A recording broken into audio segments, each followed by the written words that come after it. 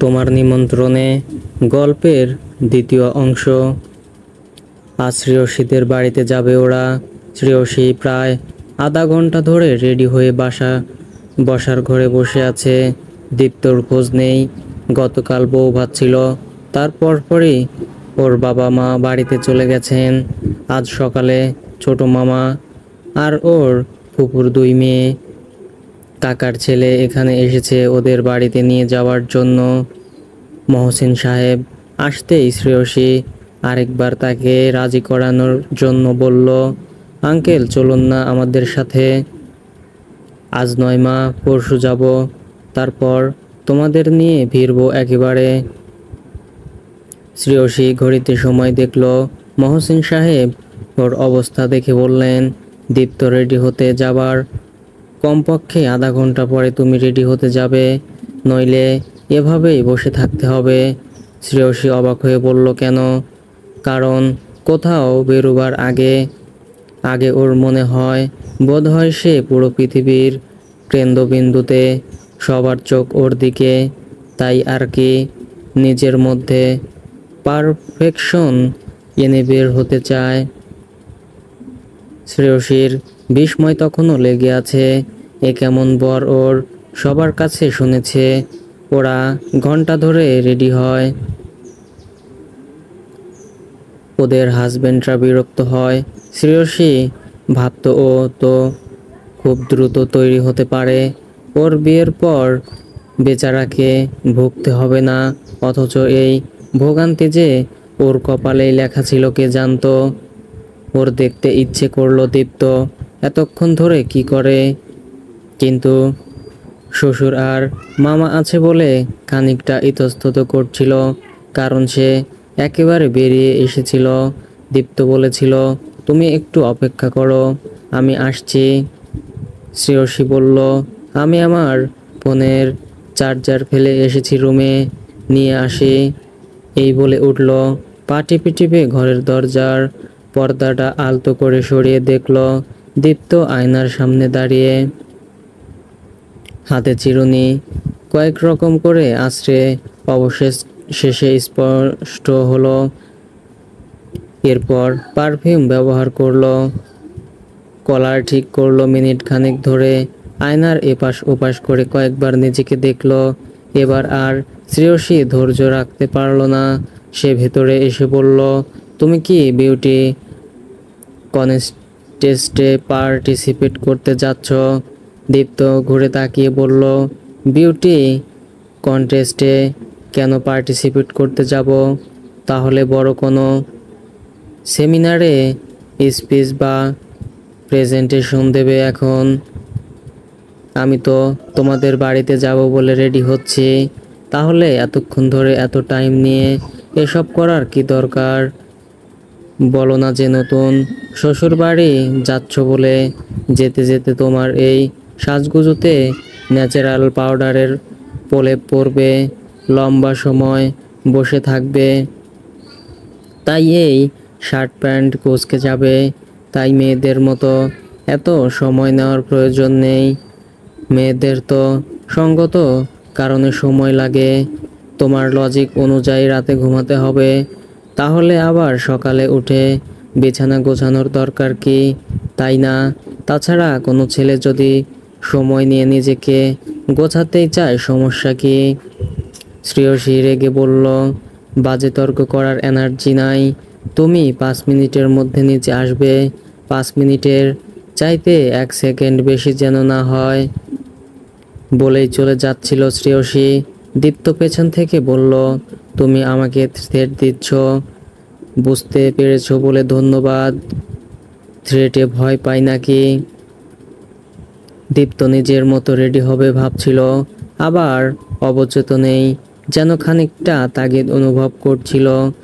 যে সাংঘাতিক মেয়ে, দেখা গেল ওর স্বাদের সাজগোজ সব নষ্ট করে দিল। পরে অগোছালো ওকে টেনে হিঁচড়ে শ্বশুরবাড়ি নিয়ে গেল।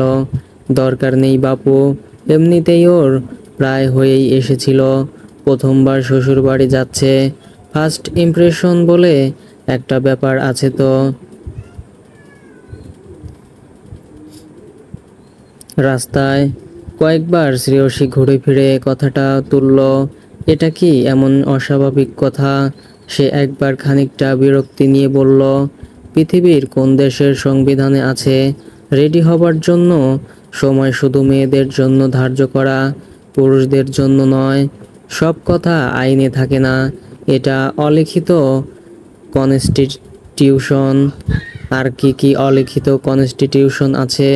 শ্রেয়সী সিরিয়াস ভঙ্গিতে বলল, পাশে ওয়াইফ বসে থাকলে তাকে সব সময় কমপ্লিমেন্ট দিতে হয়, অল্প বিস্তর ক্যাম্পার করতে হয়। দীপ্ত শ্রেয়সীর দিকে খানিকটা ঝুঁকে এসে চোখে চোখ রেখে বলল, তোমাকে অস্পরার মতো লাগছে শ্রেয়সী। দৃষ্টি রেখেই আবার আগের জায়গায় সরে গিয়ে বলল, হয়েছে কমপ্লিমেন্ট। শ্রেয়সী প্রথমে ভীষণ খুশি হয়েছিল, পরে বুঝলো ও বলতে বলেই বলল, তখন কেমন যেন দায়সারা বলে মনে হলো। সে জানালা দিয়ে বাইরে তাকালো। দীপ্ত ওর মনের কথা বুঝলো কিনা কে জানে, তবে ওকে বলতে শুনলো, তোমাকে কিন্তু সত্যি খুব সুন্দর লাগছে। শ্রেয়সী দীপ্তর দিকে তাকিয়ে বলল, তুমি খুব খারাপ। এটা আমার জন্য ভিত্রি কমপ্লিমেন্ট বুঝি? হ্যাঁ তাই, ওটাও মেয়েদের সম্পত্তি। মাত্র তো বিয়ে করলে, সময় যাক, ধীরে ধীরে সব বুঝতে পারবে। বুঝলাম। কপট দুঃখ ফুটিয়ে বলল দীপ্ত। কি বুঝলে? আগে জীবিত ছিলাম, আর এখন বিবাহিত। স্থান কাল পাত্র ভুলে শ্রেয়সী দীপ্তর কাঁধে কয়েকটা চড় দিল। খালি বাজে যোগ করা। দুজনেই হেসে ফেলল। দীপ্ত প্রথমবারের শ্বশুর বাড়িতে এসেছে। শ্রেয়সীদের বাড়িতে আগে কখনো আসা হয়নি। বৌভাতের প্রোগ্রাম গতকাল ছিল। তারপরেই শাফকাত সাহেব আর আয়েশা বাড়িতে চলে এসেছিলেন জামাইকে বরণ করার জন্য। আসার সাথে সাথে আয়েশা ওদের শরবত খেতে দিলেন। এরপর শ্রেয়সীর দিকে তাকিয়ে দীপ্তকে বললেন, তুমি ফ্রেশ হয়ে এসো, তারপর খেয়ে রেস্ট করবে। ওকে নিয়ে জামা। দীপ্ত শ্রেয়সীর ঘরে এসে চারপাশে দেখলো ভালো করে। পরিপাটি ঘর, একটা বড় বুক সেলফও আছে। এখানেই দক্ষিণা বারান্দা।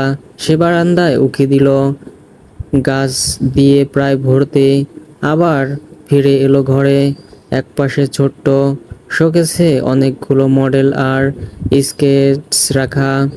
সে এগিয়ে গিয়ে দেখলো, কোনোটা স্কুলে গানের জন্য, কোনোটা পরীক্ষার প্রথম দিনে থাকার জন্য, স্পোর্টসের জন্য।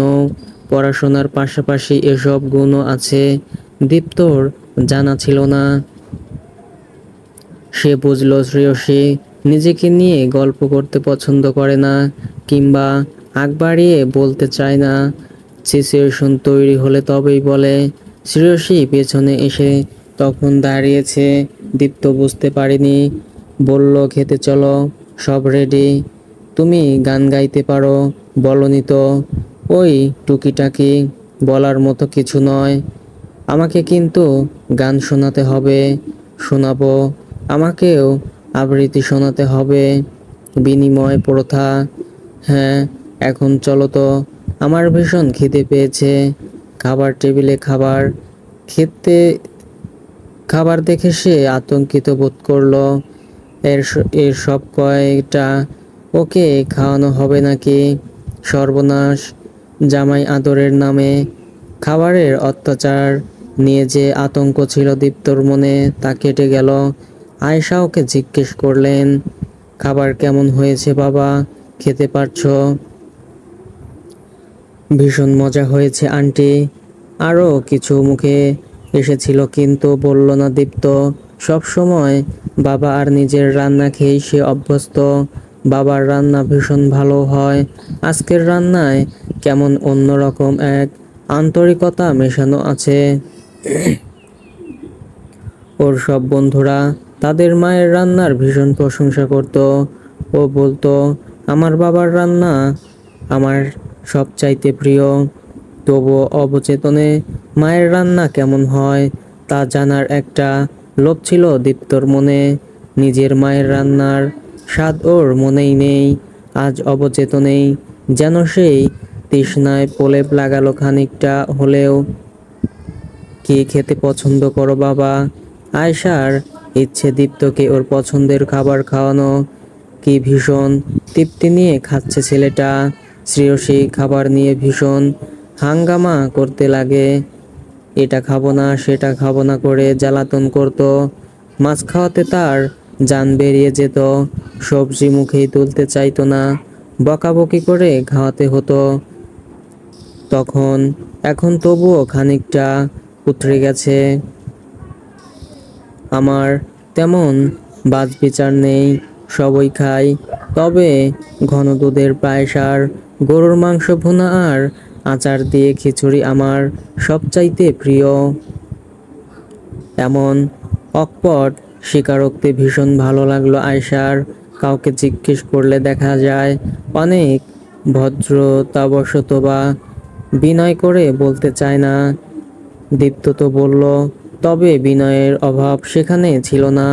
ভীষণ আপন মনে হলো। তিনি রান্না করে খাওয়াতে ভীষণ ভালোবাসেন। দীপ্তর প্লেটে দই আর মিষ্টি দিতে দিতে আয়েশা বললেন, শ্রেয়সী কিন্তু একেবারেই খেতে চায় না। যখন পড়তে বাইরে চলে গেল, সুখী একেবারে হাড্ডিসার হয়ে এসেছিল। বকে ধমকে খাওয়ানোর লাগে। তুমি কিন্তু একটু খেয়াল রেখো বাবা। শ্রেয়সী মায়ের দিকে চোখ বড় বড় করে তাকালো। ঘরের শত্রু বিভীষণ বুঝি একেই বলে। দীপ্ত ওকে দেখে হেসে বলল, চিন্তা করবেন না আন্টি, আমিও ওকে বকে ধমকে খাওয়া শেখাবো। দীপ্ত শ্রেয়সীর পাশেই বসেছিল। ওর মেজাজের পারদ চড়ে গেছে। কি বাজে ছেলে। সে বাম পায়ে দীপ্তর পায়ে খোঁচা দিল। সে ভড়কে গিয়ে ওর দিকে তাকাতেই ফিসফিসিয়ে বলল, ঢং করবে না, আমাকে বকলে তার দ্বিগুণ উসুল করা হবে। দীপ্ত আয়েশার দিকে তাকিয়ে বলল, অবশ্য আপনি যদি অভয় দেন আন্টি, আপনার মেয়ে ভীষণ ডেঞ্জারাস। আমার মাথার সাদের চুলগুলো হারাতে চাই না। শ্রেয়সী বিরক্তি নিয়ে বলল, ধুর আর খাবই না। আয়েশা হেসে বললেন, তোর তো খাওয়া শেষ, এখন রাগ দেখিয়ে লাভ কি? শ্রেয়সী উঠে চলে গেল। দীপ্ত আর আয়েশা হেসে ফেললেন। সাবকাত সাহেব বললেন, দিলে তো রাগিয়ে রাখতো, আমরাই ভাঙাতে হবে। আয়েশা বললেন, আল্লাহ দিয়ে দিয়েই এই অবস্থা করেছ, আমাকে দোষ দেবে না খবরদার। স্ত্রীকে সামলানোর জন্য বললেন, আজকের রান্না কিন্তু খুব ভালো হয়েছে, আজকে গরুর মাংসটা আর একটু দাও তো। আয়েশা রেগে বললেন, ভুলেও না, নিজের স্বাস্থ্যের খেয়াল আছে, আজ এমনিতেই অনেক তৈলাক্ত খাবার খেয়েছ, আর একটুও না। দীপ্ত দেখল এখানেও দুজন ঝগড়া করছে, কিন্তু তাতেও ভালোবাসা বোঝাপড়া মিশে আছে। কি মিষ্টি খুনসুটিময় সম্পর্ক দুজনের, অথচ ওর বাবা মা কেমন একটা বুকচেরা কষ্ট বুকে জমাট বাঁধল ওর। আজ ফুপুর বাড়িতে দীপ্ত আর শ্রেয়সীর দাওয়াত। তিনি অসুস্থতার জন্য বিয়েতে যেতে পারেননি। আজ ভাইজিকে ফোন করে রীতিমতো হুমকি দিয়ে আসতে বলেছেন। শ্রেয়সী লাল রঙের একটা তাঁতের শাড়ি পরেছে, এই গরমে এটাই আরামদায়ক। দীপ্ত একটা শার্ট বের করেছিল। শ্রেয়সী ওর হাতে একটা লাল সুতোর কাজ করা পাঞ্জাবি ধরিয়ে দিয়ে বলল, এটা পরো। দীপ্তর একবার মনে হলো, বলে এটা নিজের মতো পোশাক পরার স্বাধীনতাও নেই নাকি? এটাও বিয়ে করতে না চাইবার আরেকটা কারণ। তবে শ্রেয়সীর উৎসাহ ভরা মুখের দিকে তাকিয়ে সে কিছু বলল না। ওটাই বলল, আজ একটু তাড়াতাড়ি রেডি হবে।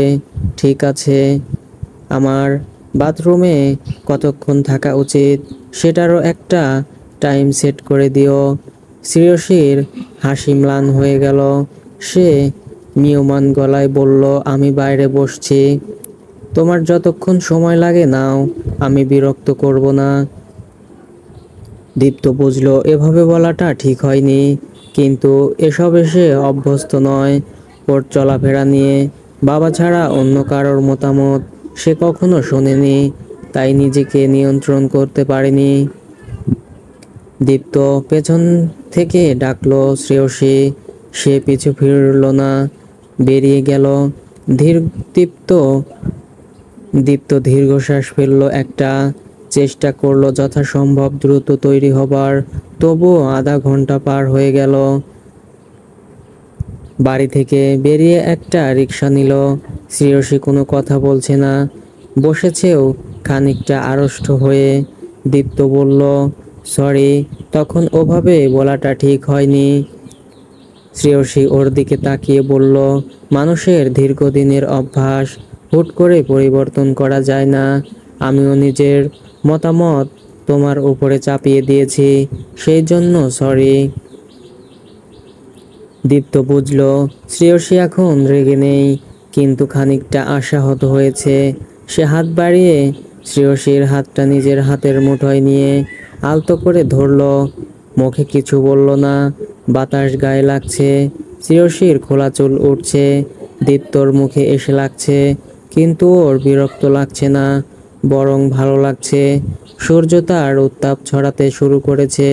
দীপ্ত খেয়াল করলো মেয়েটা ঘামছে, চোখ মুখ কুঁচকে রেখেছে রোদের জন্য। দীপ্ত রিকশার হুড তুলে দিলেন। শ্রেয়সী ওর দিকে তাকাতে বলল, রোদটা চড়া সেই জন্য।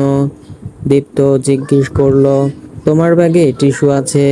শ্রেয়সী ঘাড় নাড়ল।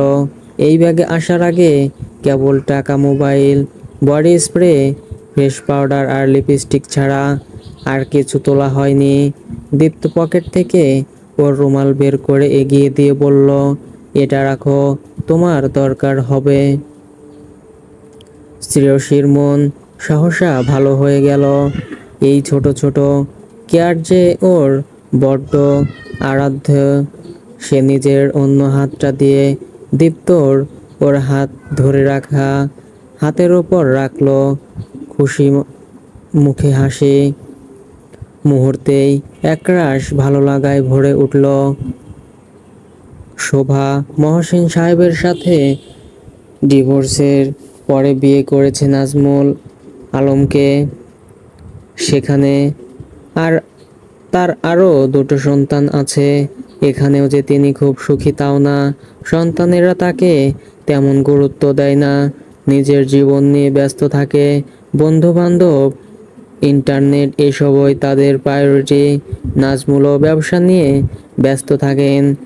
তিনি বলতে গেলে নিঃসঙ্গ।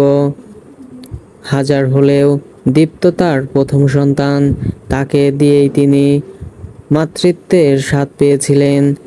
তার খুব ইচ্ছে করে ওকে সামনাসামনি দেখতে, কথা বলতে, কিন্তু ছেলে তাকে পছন্দ করে না। সব মহসিনের কারসাজি তিনি জানেন, নিশ্চিত তার নামে বিষ ঢেলেছেন ছেলের কানে ছোটবেলা থেকে। সেই ছেলে বিয়ে করলো, তাকে জানানো পর্যন্ত হয়নি।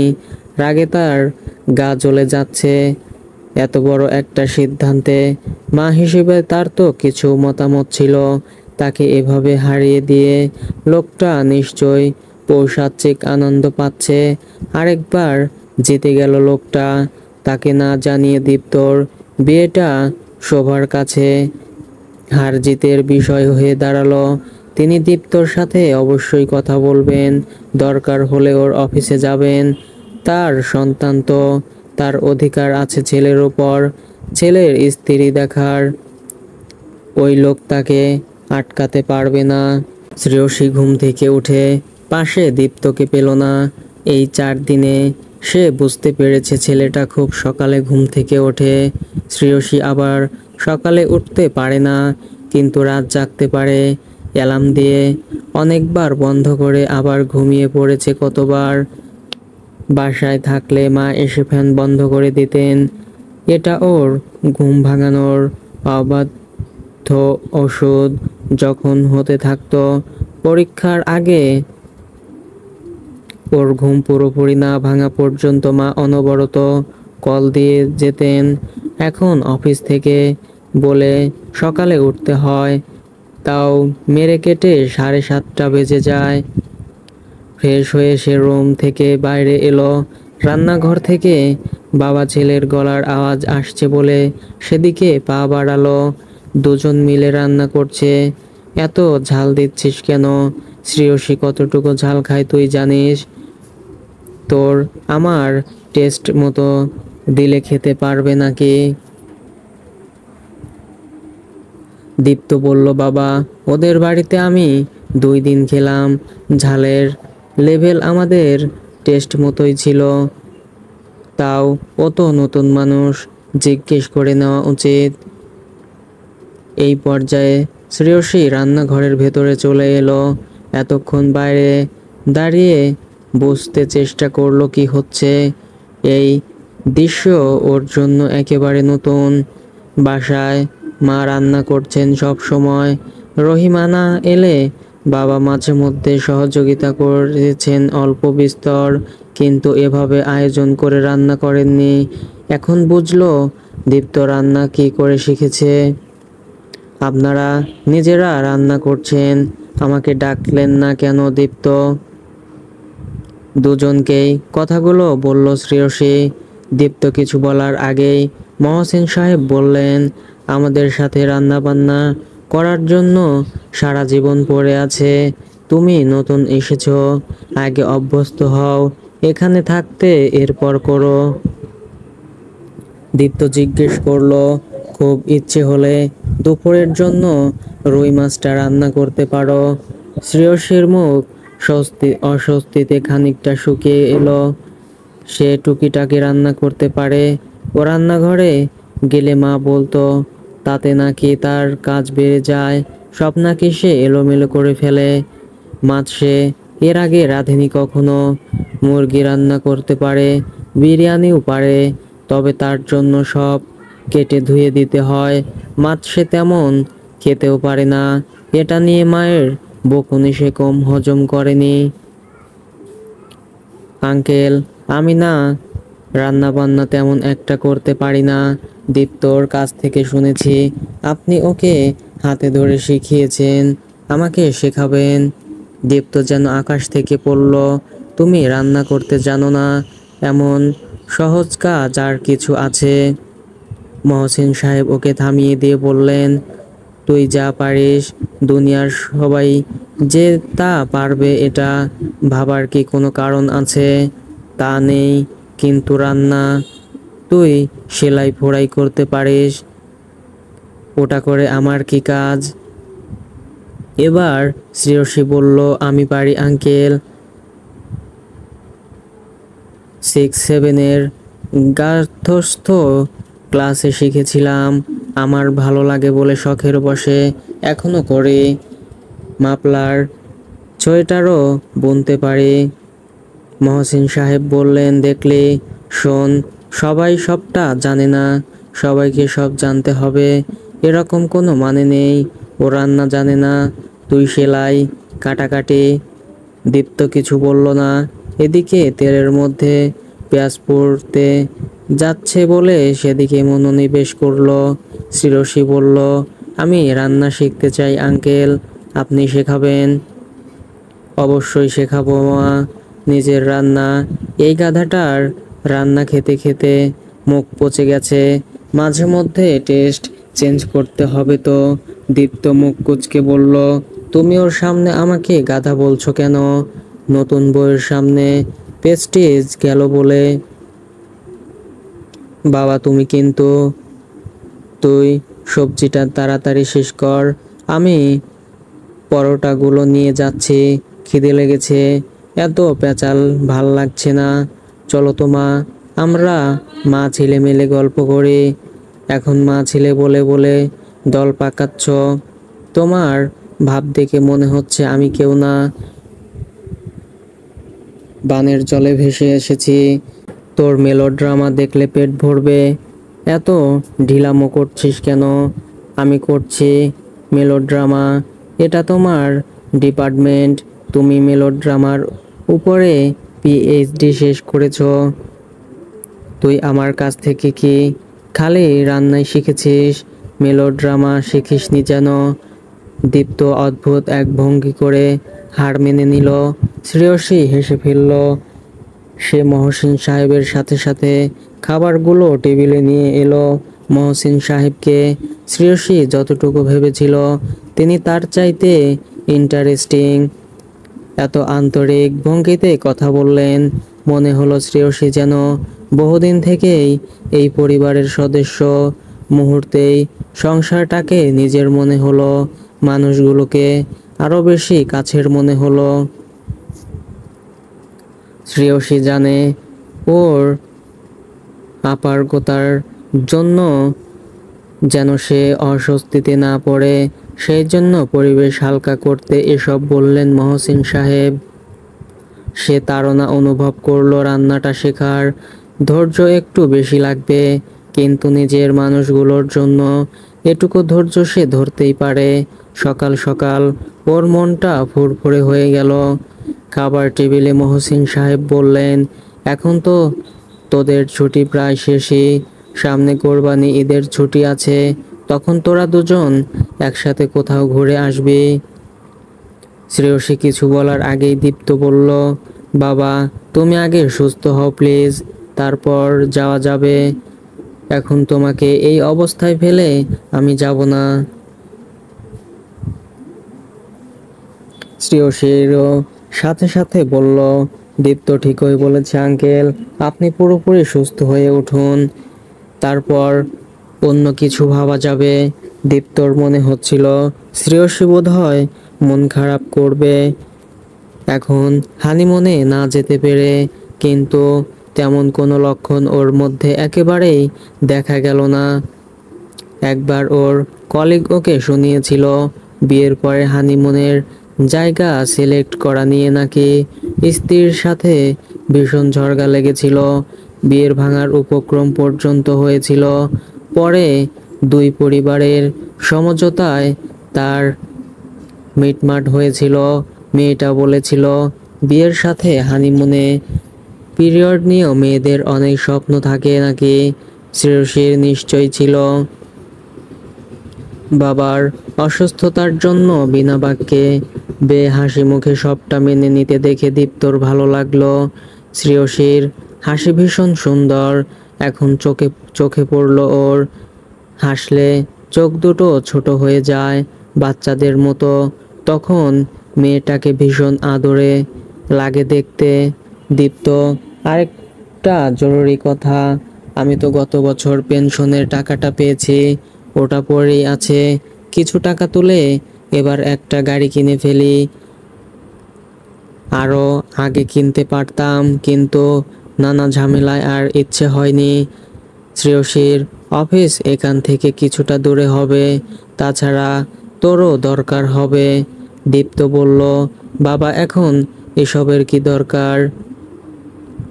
দীপ্তর মনে পড়ল অনেক বিষয়ের সাথে গাড়ি কেনা নিয়েও ওর মায়ের সাথে বাবার একবার বেশ বিরোধ হয়েছিল।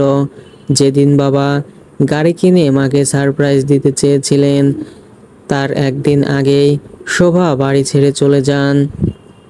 এরপর আর বাবা ছেলে কেউই গাড়ি কেনার বা বায়না ধরার কথা মাথায় আনেনি। কথা বাড়াস না দীপ্ত প্লিজ, ধরে নে, তোদের বিয়েতে আমার পক্ষ থেকে উপহার, তুই গাড়ি দেখ, আলাপ কর, তারপর আমাকে দামটা জানা। পুরনো তিক্ত স্মৃতি মনে পড়ায় দুজনেই কেমন নিষ্প্রভ হয়ে গেল। শ্রেয়সী বুঝলো না হঠাৎ এদের কি হলো, কিন্তু জিজ্ঞেসও করলো না কিছু। তারা যখন নিজে থেকে বলবে তখন সে জানবেই, তাই অযথা এটা নিয়ে প্রশ্ন করলো না। তাদের স্পেস প্রয়োজন সে বুঝলো। মহসিন সাহেব তা আঁচ করতে পেরে বললেন, তা গাধাটার রান্না কেমন লাগলো তোমার মা? গাধাও যে এমন ভালো রান্না করতে পারে জানতাম না। এই অর্থহীন রসিকতার গোমট পরিবেশ কাটল। মেঘ সরে গিয়ে রোদ্দুর ঝলমল করে উঠল ওদের চোখে। দীপ্ত হাসলো এবার। এই ছেলেটার হাসি এত মারাত্মক কেন, ভাবলো শ্রেয়সী। তোমার কোনো বয়ফ্রেন্ড ছিল না? ঘুমানোর আগে ড্রেসিং টেবিলের সামনে বসে চুল আঁচড়াচ্ছিল শ্রেয়সী। দীপ্তর কথা শুনে আয়নার মধ্যেই ওর দিকে তাকিয়ে বলল, বয়ফ্রেন্ড থাকলে বাসা থেকে পাত্র খুঁজছিল কেন? আর তোমাকেই বিয়ে করলাম কেন? দীপ্ত বিছানায় বসেছে। আয়নায় ওকেও দেখা যাচ্ছে। সেখানে শ্রেয়সীর প্রতিবিম্বের উপরেই চোখাচোখি হলো দুজনের। না, এরকম হয়তো টাইম পাসের জন্য কোনো রিলেশনশিপ হয়নি। আমি চিরস্থায়ী বন্দোবস্তে বিশ্বাসী। কখনো প্রেম হলে তাতেই বিয়ে করতাম। তেমন কাউকে পাইনি। যাকে বিয়ে করেছি তার সাথেই শেষ অবধি থাকতে চাই। দীপ্ত স্থির চোখে শ্রেয়সীর দিকে প্রতিবিম্ব দেখল। তার চোখের দৃষ্টি সহসা যেন খানিকটা উদ্ভ্রান্ত মনে হলো মুহূর্তের জন্য। তুমি যে এত কিছু জিজ্ঞেস করছো, তোমার কথা বলো। তোমার কয়টা গার্লফ্রেন্ড ছিল? আমার কথা আলাদা। শ্রেয়সীর এবার প্রতিবিম্বিত দৃষ্টি বিনিময় পছন্দ হলো না। সে ঘুরে বসলো দীপ্তর চোখের দিকে সরাসরি চোখ রেখে বলল, তুমি আলাদা কেন? তুমি কি আমেরিকার প্রেসিডেন্ট? দীপ্ত উত্তর দিল না। সে চায় না। কোনো মনোভাব থেকে সে শ্রেয়সীর সাথে জড়িয়েছিল, তা সে জানুক। ভালোবাসা তো হয়নি এত দ্রুত, কি সেটা সম্ভব? তবুও কেন যেন ওকে ম্লান মুখে দেখতে চায় না দীপ্ত। শ্রেয়সীর হাসি মুখটা দেখতে ভীষণ ভালো লাগে ওর। ওই মুখে বিষাদী মেঘ দেখার আশঙ্কায় দীপ্ত খানিকটা তটস্থ হয়ে মনে মনে, তুমি এত সুন্দর করে হাসো কিভাবে শ্রেয়সী? এত চমৎকার হাসির কাউকে দেখিনি যে, তাই প্রেম হয়নি। শ্রেয়সীর ভীষণ ভালো লাগলো কথাটা, তবে তা প্রকাশ না করে বলল ঢং। এরপর উঠে এসে বিছানায় দীপ্তর পাশে বসে শোবার প্রস্তুতি নিতে নিতে বলল, তুমি যখন উঠবে আমাকে ডেকে দিও। ঠিক আছে, তোমার তো অভ্যাস নেই। অভ্যাস করে নিলেই হয়। পরিবারের দুজন সদস্য সব কিছু করছে, আরেকজন এভাবে, আমার ভীষণ অস্বস্তি হবে। কথাটা খুব সাধারণ, তবুও দীপ্তর অদ্ভুত ভালো লাগলো। শ্রেয়সী এত দ্রুত পরিবারের একজন হয়ে উঠেছে, মনে প্রাণে বিশ্বাস করছে। এটাতে কেন জানে না দীপ্তর মনে স্বস্তি এলো, ঘিরল। শ্রেয়সীর পাশে শুয়ে দীপ্ত ওকে জড়িয়ে নিল একরাশ আবেগ নিয়ে। শ্রেয়সী বিয়ের পর থেকে এই কয়েকদিন দীপ্তকে খুব ভালো মতো পর্যবেক্ষণ করেছে। তার মধ্যে একটা স্বভাব এসে কিঞ্চিত বিরক্তই হয়, যেমন টেবিলে একটা বই রাখা, গুছিয়েই রাখা, কিন্তু সে সেটাকে যেন একেবারে ছোটবেলার জ্যামিতিতে যেরকম লম্বচ্ছেদ করে চতুর্ভুজ আঁকা হতো, একেবারে এক চুল এদিক ওদিক নেই সেভাবে রাখা। বিছানায় চাদর যৎসামান্য বোঝাই যায় না, তেমন কুঁচকে গেলেও যেটুকু নিয়েই টানাটানি করে ঠিকঠাক করে রাখে। বাইরে থেকে ফিরে জুতা সুন্দর করে গুছিয়ে মুছে রাখে। বাইরে যাবার আগে আরেকবার ড্রেসটাও জায়গা মতো রাখে। পানি খেয়ে গ্লাসটাও জায়গায় রেখে আসে। এমন জ্যামিতিক পরিমাপ ধরে এই গুছানো মানুষ শ্রেয়সী আগে দেখেনি। সেও যথেষ্ট পরিপাটি, তবে এমন মাপ ধরে সে পারবে না।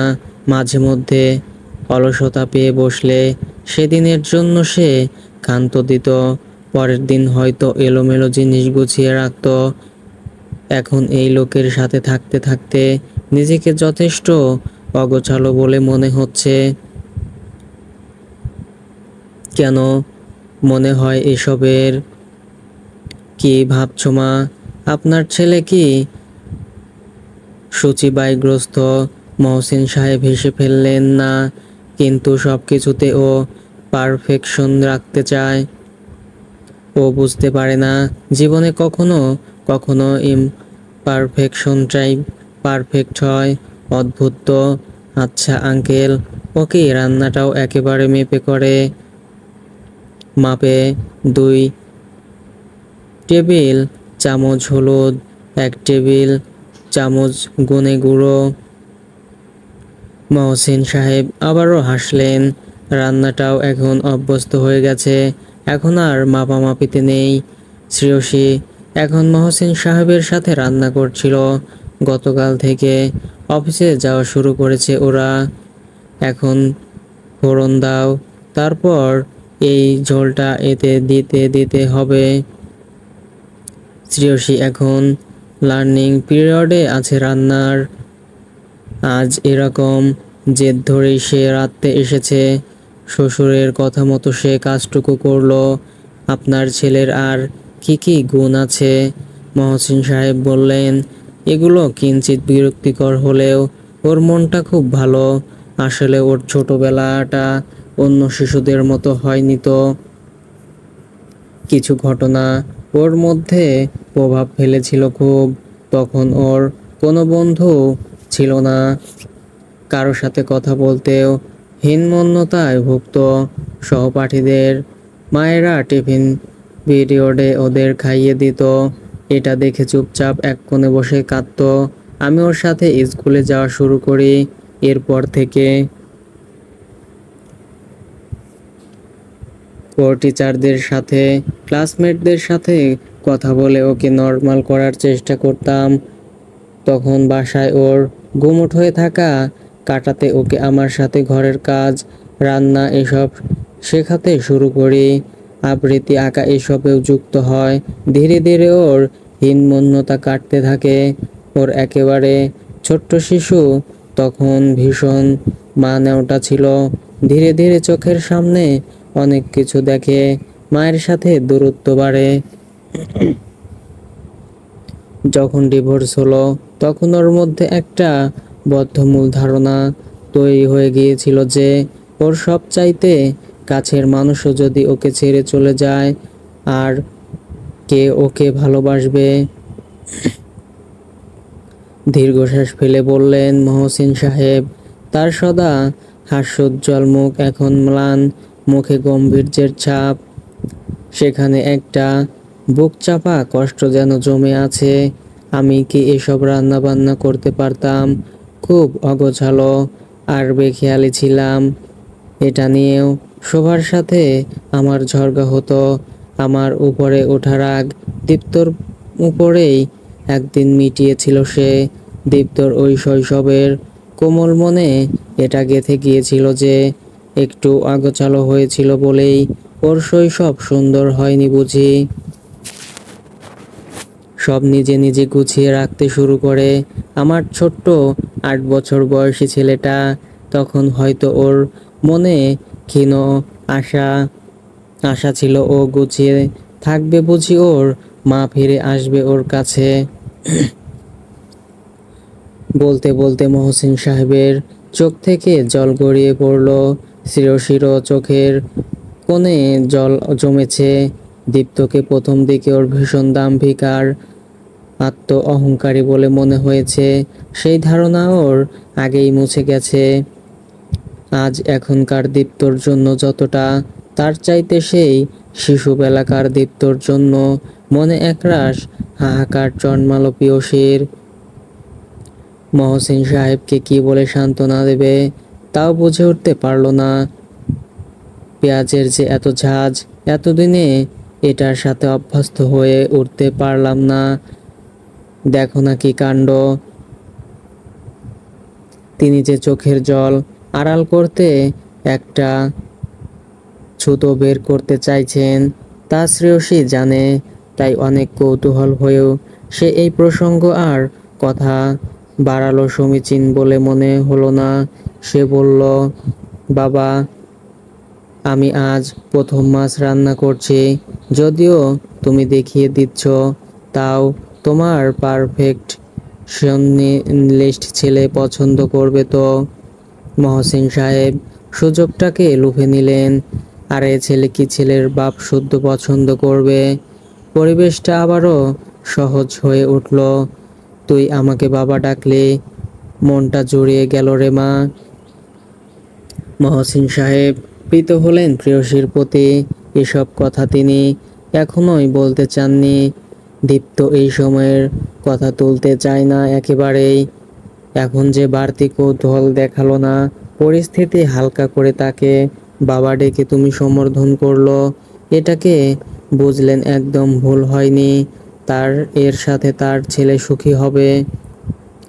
শ্রেয়সী যে দীপ্তর জন্য সমব্যথী সেটাও মেয়েটার চোখ বলছে।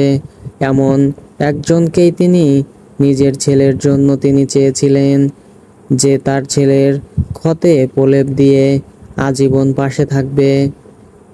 শোভা গতকাল রাতে তাকে হুমকি দিয়েছে, আমি আমার ছেলের সাথে দেখা করবই, তুমি আটকাতে পারবে না। এটাই তার জন্য আশঙ্কার। শ্রেয়সীর দিক থেকে তার ছেলের অনুভূতি তিনি পড়তে পেরেছেন। কিন্তু দীপ্ত, সে ইমোশনাল হয়ে যদি কোনো হুটকারী আচরণ করে ফেলে এই কোমল মনের মেয়েটার সাথে। কলিং বেলের শব্দে শ্রেয়সী দরজা খুলে দিল। দীপ্ত ঢুকে বলল, শিমুলের সাথে দেখা হয়ে গেল। ক্যাফেটেরিয়ায় বসে একটু আড্ডা দিলাম, তাই দেরি হয়ে গেল। ভেতরে এসো, খাবার দিচ্ছি। বাবা অপেক্ষা করেছেন তোমার জন্য। আমি 10 মিনিটে ফ্রেশ হয়ে আসছি। দীপ্তর যাবার দিকে তাকিয়ে রইল শ্রেয়সী। মায়ার টান উত্তরোত্তর যেন বেড়েই চলছে এই মানুষটার জন্য। খেতে বসে দীপ্ত বলল, আজকের তরকারির টেস্ট কিছুটা আলাদা মনে হচ্ছে।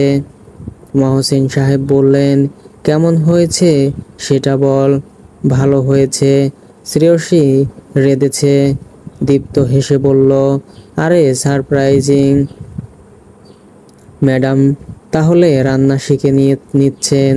শ্রেয়সী কপট রেগে বলল, রান্নায় আমি একেবারে বকলম নই। ওর বলার ভঙ্গিতে সবাই হেসে ফেলল। দীপ্ত আরেকবার বলল, সত্যিই ভালো হয়েছে খেতে। মহসিন সাহেবর মুখ রক্ষার জন্য না হয় মিথ্যে করে হলেও বলতেন, কিন্তু দীপ্তর যে স্বভাব নেই, তার মানে আসলেই ভালো হয়েছে। যাদের জন্য কষ্ট করা, তাদের কাছ থেকে এটুকু এপ্রিসিয়েশন পেলে সে কষ্টে একটা পূর্ণতা আসে। এই জন্যই বুঝি মা এত আগ্রহ করে রান্না করতেন। প্রিয়জনের মুখে তৃপ্তি দেখার একটা মজা আছে তো। আগামীকাল শুক্রবার, অফিস বন্ধ। শ্রেয়সী ভেবে রেখেছেন আজ দীপ্তকে সাথে নিয়ে একটা মুভি দেখবে। সেই মতো প্ল্যান গুছিয়ে রেখেছে। রাতে 11:30টার দিকে দীপ্তকে বলল, চলো আজ একটা মুভি দেখি। দীপ্ত ঘড়ি দেখে বলল, সরি শ্রেয়সী, আজ পারবো না। আজ 1:45 থেকে রিয়ালের একটা ইম্পর্ট্যান্ট ম্যাচ আছে, অন্য একদিন দেখি। শ্রেয়সী ঠিক আছে বলে শুয়ে পড়ল। দীপ্তর মনে হলো সে ওর উপর রেগে গেছে, কিন্তু কি করবে, এই ম্যাচ মিস করা যাবে না। দীপ্ত বসার ঘরে এসে টিভি অন করলো, ভলিউম অফ করে রেখেছে, নয়তো বাবা আর শ্রেয়সীর ঘুমে ডিস্টার্ব হবে। ম্যাচ শুরু হবার মিনিট 5 আগে শ্রেয়সী উঠে রান্নাঘরে গেল। আলো জ্বালিয়ে এত রাতে কি খুটখাট করছে কে জানে। কিছুক্ষণ পরে শ্রেয়সী ফিরল। ওর সামনে চানাচুর, সরিষার তেল আর শসা নিয়ে মুড়ি মাখা রাখলো। এরপর পাশে এসে বসলো। তুমি বসলে যে? শ্রেয়সী মুড়ি নিয়ে মুখে দেবার আগে বলল, বৃহস্পতিবার রাতে আমার দ্রুত ঘুমিয়ে অভ্যাস নেই, ভাবলাম আমিও ম্যাচটা দেখি। এন্ট্রি পার্টি না থাকলে মজা পাবে না তো। দীপ্ত বিস্ময় নিয়ে বলল, তুমি সত্যিই ম্যাচ দেখবে? মিথ্যা কেমনে দেখে? তুমি বোধহয় ভুলে গেছো, আমিও মাঝে মধ্যে দেখি। আগে বাবার সাথে দেখতাম, আজ তোমার সাথে দেখব। দীপ্ত হাসলো। ওর একটু আগে মনে হচ্ছিল শ্রেয়সী মন খারাপ করেছে, সেটা ভেবে ওর কিছুটা খারাপও লেগেছিল, কিন্তু এখন ভীষণ ভালো লাগছে। সব বন্ধুদের কাছে শুনেছে খেলা দেখা নিয়ে ওদের ঝগড়াঝাটি হয়, এদিক থেকে তো বলা যায় ওর বউ ভাগ্য ভীষণ ভালো। শ্রেয়সী বলল, আমার হাতটা এভাবে ধরে রাখলে মুড়িটা শেষ করব কখন? এদিকে চায়ের পানি দিয়ে এসেছি। দীপ্ত খেয়াল করলো অবচেতনে সে কখন যেন শ্রেয়সীর হাত ধরেছে, ধরে রাখতেই ভালো লাগছে। অবচেতনেই কথাটা বলে ফেলল দীপ্ত। মহসিন সাহেবের দিন কাটছে খানিকটা অস্থিরতার মধ্য দিয়ে। শোভাকে তিনি দীপ্তর সাথে দেখা করতে বাধা দিতে পারবেন না, এটা তার এখতিয়ারে নেই। দীপ্ত সবে সংসারের প্রতি তিক্ত ধারণাকে সরিয়ে শ্রেয়সীকে নিজের সাথে জড়াতে শুরু করেছে। ছেলেকে বেশ সুখী দেখা যায়, তার পুত্রবধূ আশেপাশে থাকলে একটা মিষ্টি সম্পর্ক তৈরি হচ্ছে দুজনের মাঝে। শোভাকে দেখলে দীপ্ত যদি আবার পুরনো, তিনি আর ভাবতে পারেন না। আশঙ্কা হয় শোভা বরাবরই নিজের জেদ বজায় রেখে চলেছে। কখনো তার সাথে কথা কাটাকাটি হলেই গিয়ে রুমে ঢুকে দরজা বন্ধ করে বসে থেকেছেন। অনেক দিন তিনি অফিস থেকে ফিরে দেখেছেন দীপ্ত ক্ষুধায় কাতর হয়ে কাঁদছে, তিনি এসে ওকে শান্ত করে খাইয়ে দিয়েছেন। রাগের বশে শোভার সন্তানদের দিকেও ততক্ষণ খেয়াল রাখতেন না যতক্ষণ না মহসিন নিজের হার মেনে নতি স্বীকার করে নিতেন। শোভার সাথে তার দাম্পত্য এতটা বিষিয়ে উঠেছিল যে বিচ্ছেদ ভিন্ন অন্য কোনো উপায় আর সামনে ছিল না। তবে যাবার আগে শোভাদীপ্তকে সাথে নিয়ে যেতে খুব চেষ্টা করেছিল, কিন্তু মা নেওটা দীপ্ত ততদিনে মায়ের প্রতি বিমুখ হয়ে বাবাকে আঁকড়ে ধরেছিল। তিনিও জেদি একরোখা শোভার হাতে ছেলেকে ছাড়তে এক বিন্দু ভরসা করে উঠতে পারেননি।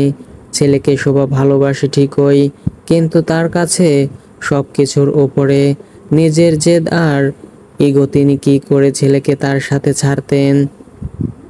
ডিভোর্সের পরে কেউ কেউ তাকে আরেকবার বিয়ে করতে বলেছিল, কিন্তু একেবারের যে তিক্ত অভিজ্ঞতা, সাথে নিজের সন্তানের প্রতি শোভার যে আচরণ, অন্য কেউ এসে যে তার সাথে মাতৃসুলভ স্নেহশীল আচরণ করবে, এই ভরসা তিনি করতে পারেননি।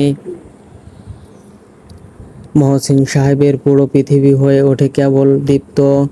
তিনি নিজের সর্বস্ব উজাড় করে দিয়েছেন একমাত্র সন্তানের জন্য। তবুও কি তা পুরোপুরি সম্ভব? মায়ের শূন্যতা কি দীপ্তকে পোড়ায়নি? কিছু শূন্যস্থান পুরো পৃথিবীর বিনিময়েও পূর্ণ করা সম্ভব হয় না। তিনি তা বোঝেন বলেই ভয় পান। বিয়ের পর 3 সপ্তাহ গড়িয়েছে। সাবকাত সাহেব তাকে কল করে শ্রেয়সী আর দীপ্তকে একবার যেতে বলেছেন।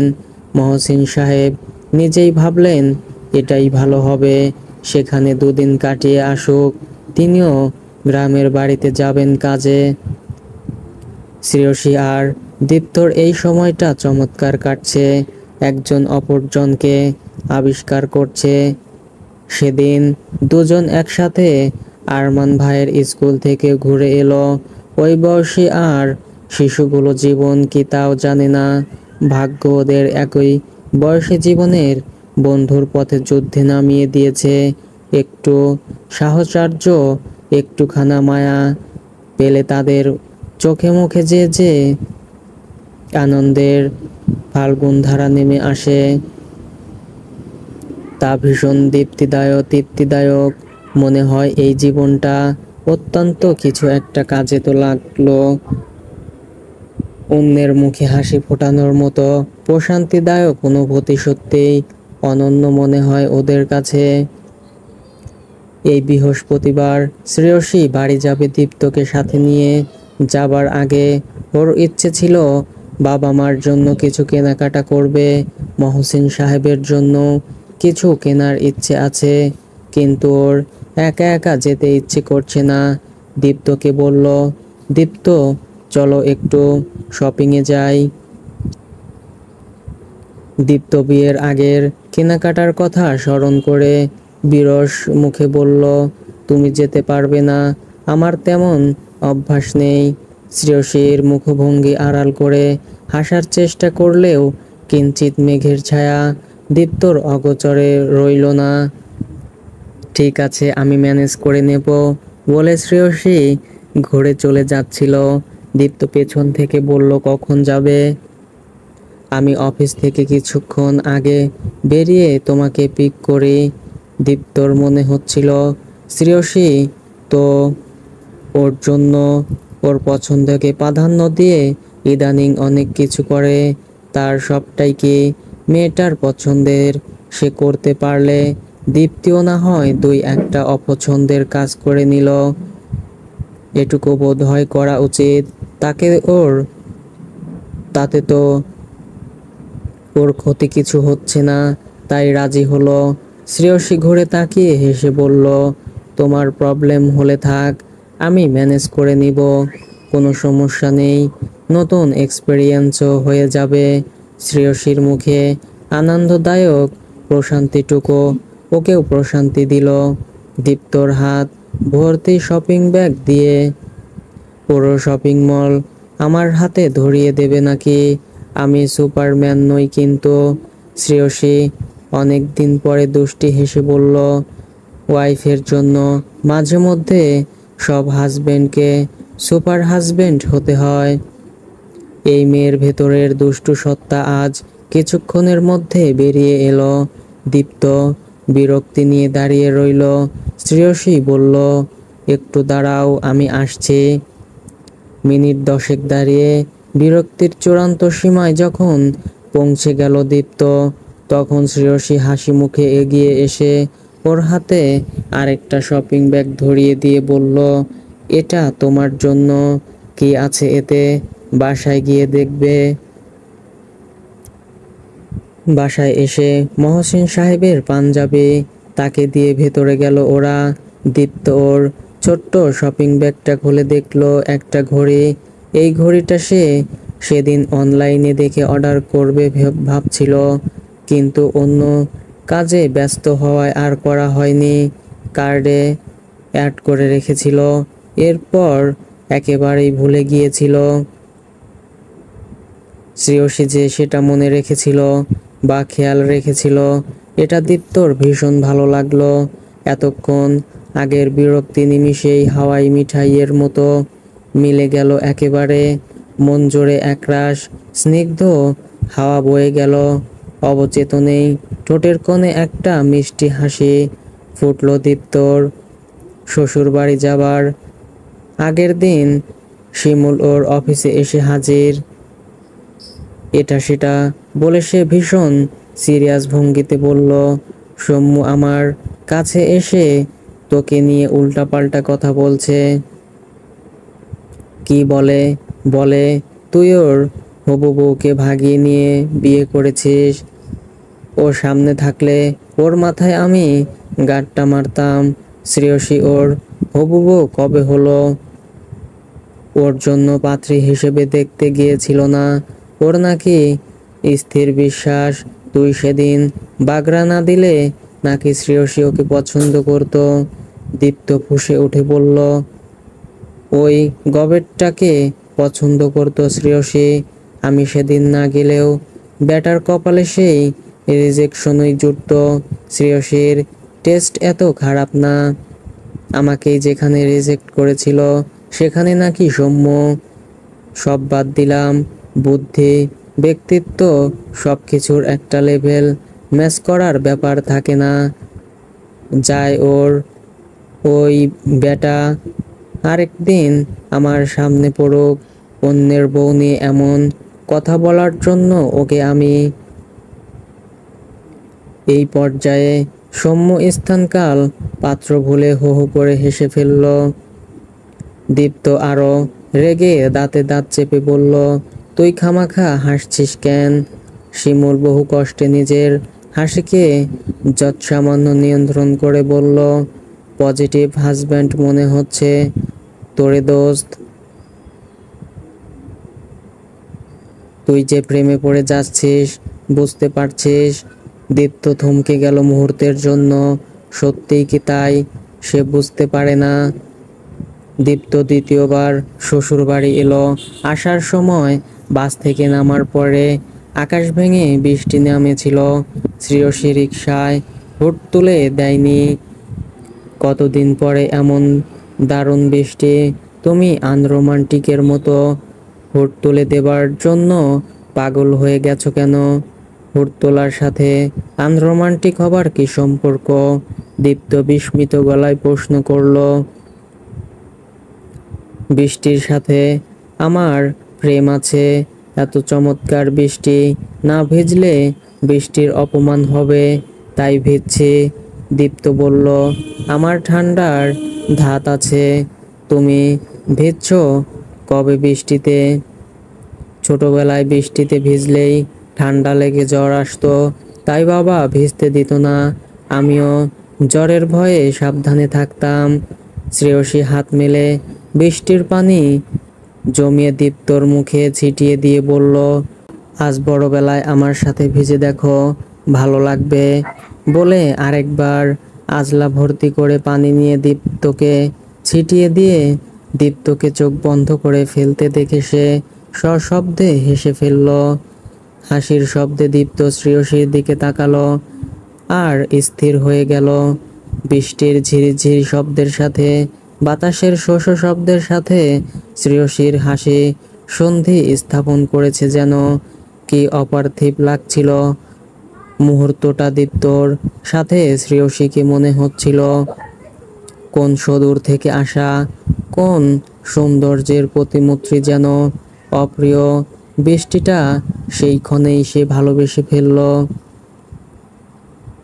ঝুম বৃষ্টিতে রিকশার হুড ফেলে ভেজার আনন্দ থেকে কেন বঞ্চিত হবে দীপ্ত? ফ্রেন্ডদের সাথে আগে ভিজতাম এভাবে, আর খুব ইচ্ছে ছিল বিয়ের পরে প্রিয়জনের সাথে এভাবে ভিজবো। আজ পূর্ণ হলো। দীপ্তর হাত ধরে বলল শ্রেয়সী। দীপ্ত তখনও মহাবিষ্ট হয়ে তাকিয়ে আছে শ্রেয়সীর দিকে। শিমুলের একটা কথা মনে পড়ল, প্রেমে পড়লে তার আলোয় পুরো পৃথিবীকে সুন্দর মনে হয়, আর যার প্রেমে পড়েছিস তাকে সুন্দর মনে হবে না। শ্রেয়সী নিঃসন্দেহে সুন্দরী, তবে আজকের মতো এমন আলোকিত উদ্ভাসিত মহময়ী কখনো মনে হয়নি দীপ্তর কাছে। আজ অন্যরকম এক স্নিগ্ধ আলো যেন শ্রেয়সীতে ভর করেছে। তবে কি সে তার স্ত্রীর প্রেমে পড়েছে? প্রেমে পড়ার ক্রাইটেরিয়া কি কি? কেমন লাগছে শ্রেয়সীর কথায়? দীপ্ত অবচেতনে অস্ফুট স্বরে বলল, অপূর্ব। আমি বৃষ্টির কথা জিজ্ঞেস করেছি। প্রেমে পড়ল হাসি মুখে বলল শ্রেয়সী। দীপ্ত আধাসন্ধিতে ফিরল।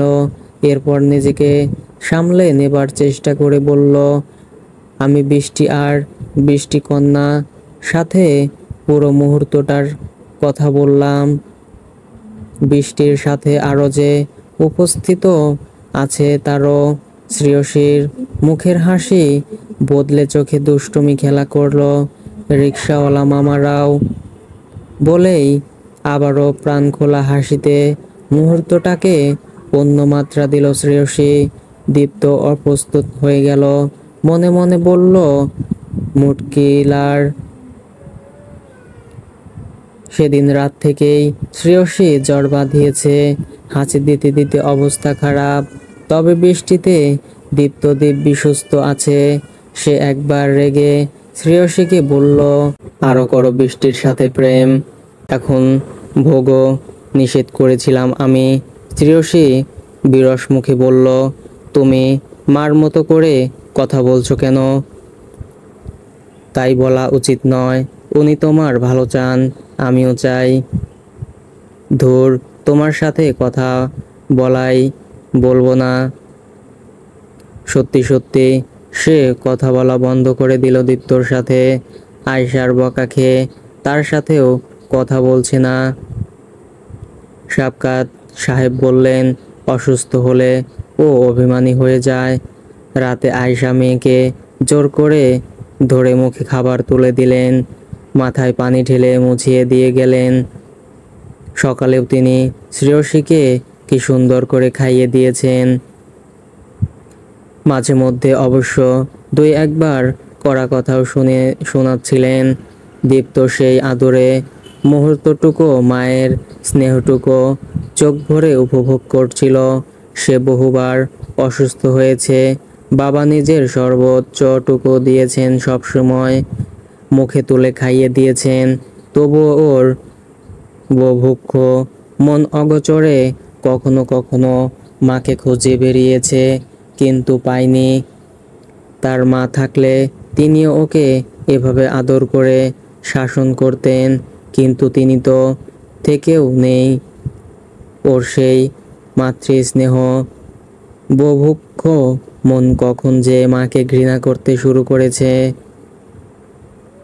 তবুও আজ শ্রেয়সীর মাকে দেখে তাকে ভীষণ মা বলে ডেকে নিজের শূন্যস্থান কিছুটা পূরণ করতে ইচ্ছে করল। শ্রেয়সীকে খাইয়ে তিনি চলে গেলে দীপ্ত ওকে ওষুধ খাইয়ে দিল। এরপর নিজে খেতে গেল। টেবিলে আয়েশার দিকে তাকিয়ে দীপ্ত কাঁপা কাঁপা গলায় বলল, আন্টি, আমি কি আপনাকে মা ডাকতে পারি? তিনি ওর দিকে একরাশ মায়া নিয়ে তাকালেন। ওর কষ্টটা তিনি বুঝতে পারলেন। বললেন, সে কি বাবা, আমি তো তোমার মাই। মাকে মা বলতে আবার জিজ্ঞেস করতে হয় নাকি? দীপ্ত অস্ফুট স্বরে বলল, মা। আমি বাকিটা বলতে পারল না। কণ্ঠ রোধ হয়ে এলো, চোখ থেকে দুই ফোঁটা জল গড়িয়ে পড়ল। তবে আজ ভালো লাগলো। নিজের মাকে তো আপন করে পাওয়া সম্ভব নয়, সে চায়ও না। তবে শ্রেয়সীর মাকে যে ভীষণ আপন করে কেউ মনে হলো। আত্মিক বন্ধন কখনো কখনো যেন রক্তকে ছাপিয়ে যায়। আজ যেমন হলো। দুদিনে দীপ্তর সাথে শ্রেয়সীর বাবা মার সহজ সুন্দর একটা সম্পর্ক গড়ে উঠেছে। শ্রেয়সীর আজও জ্বর কমে গেছে। মহসিন সাহেব প্রতিদিন ফোন করে ওর খবর নিয়েছেন। আয়শার জ্বরের জন্য রবিবার ছুটি ম্যানেজ করতে হয়েছে ওদের। দীপ্ত ঘরে বসেছিল। সাবকাত এসে বললেন, মেয়েটা এখনো দুর্বল, তুমি একটু বাইরে হাঁটাহাঁটি করে এসো, ভালো লাগবে। সে তবুও শ্রেয়সীকে জিজ্ঞেস করলো, বাইরে হাঁটতে যাবে একটু? শ্রেয়সী বলল, থাক, কাল জার্নি করব, তুমি ঘুরে এসো। মেয়েটার চোখে মুখে জ্বরের আবহ বিদ্যমান। দীপ্ত এরপর একা একাই হাঁটাহাঁটি করে এলো। বাসার গেটে এসে একজন মহিলাকে দেখল। মহিলার মুখ ভর্তি পান। দীপ্ত গেটের ভেতরে ঢুকছিল, তখন মহিলা পানের পিক রাস্তায় ফেলে ওকে বলল, আপনি এই বাড়ির পোলা? আয়শা, ভাবির একটু খবর দিয়েন তো, বলবেন জামিলা ঘটক আসছে। দীপ্ত প্রথমে সুবোধ বালকের মতোই কথা বলছিল, কিন্তু ঘটক শুনে টনক নড়ল। আপনি ঘটক? হ্যাঁ, এই তল্লাটের একেবারে 1 নম্বর ঘটক। এইবার ফার্স্ট ক্লাস পাত্র আনছে হারমাইয়ার লাইগা। অবশ্য পোলার একটু না কুচো। তয় আমি আছি যখন জড়ি তখন ফিক্সড কর্মই। দীপ্তর গা জ্বলে গেল। শ্রেয়সীর জন্য পাত্র এনেছে এই মহিলা। তয় আমার ডিমান্ড একটু হাই। কাম ভালা হইলে ডিমান্ড তো চড়বই। পাত্র আনছি টপের, তয় সামান্য লেনদেনের আর কি।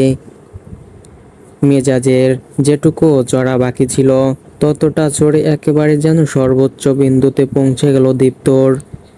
এই মহিলাকে ওর শুরু থেকেই বিরক্ত লাগছিল, এখন আবার নিজের আর পাত্রের গুণগানের সাথে যতটুকু চাইছে আকারে ইঙ্গিতে।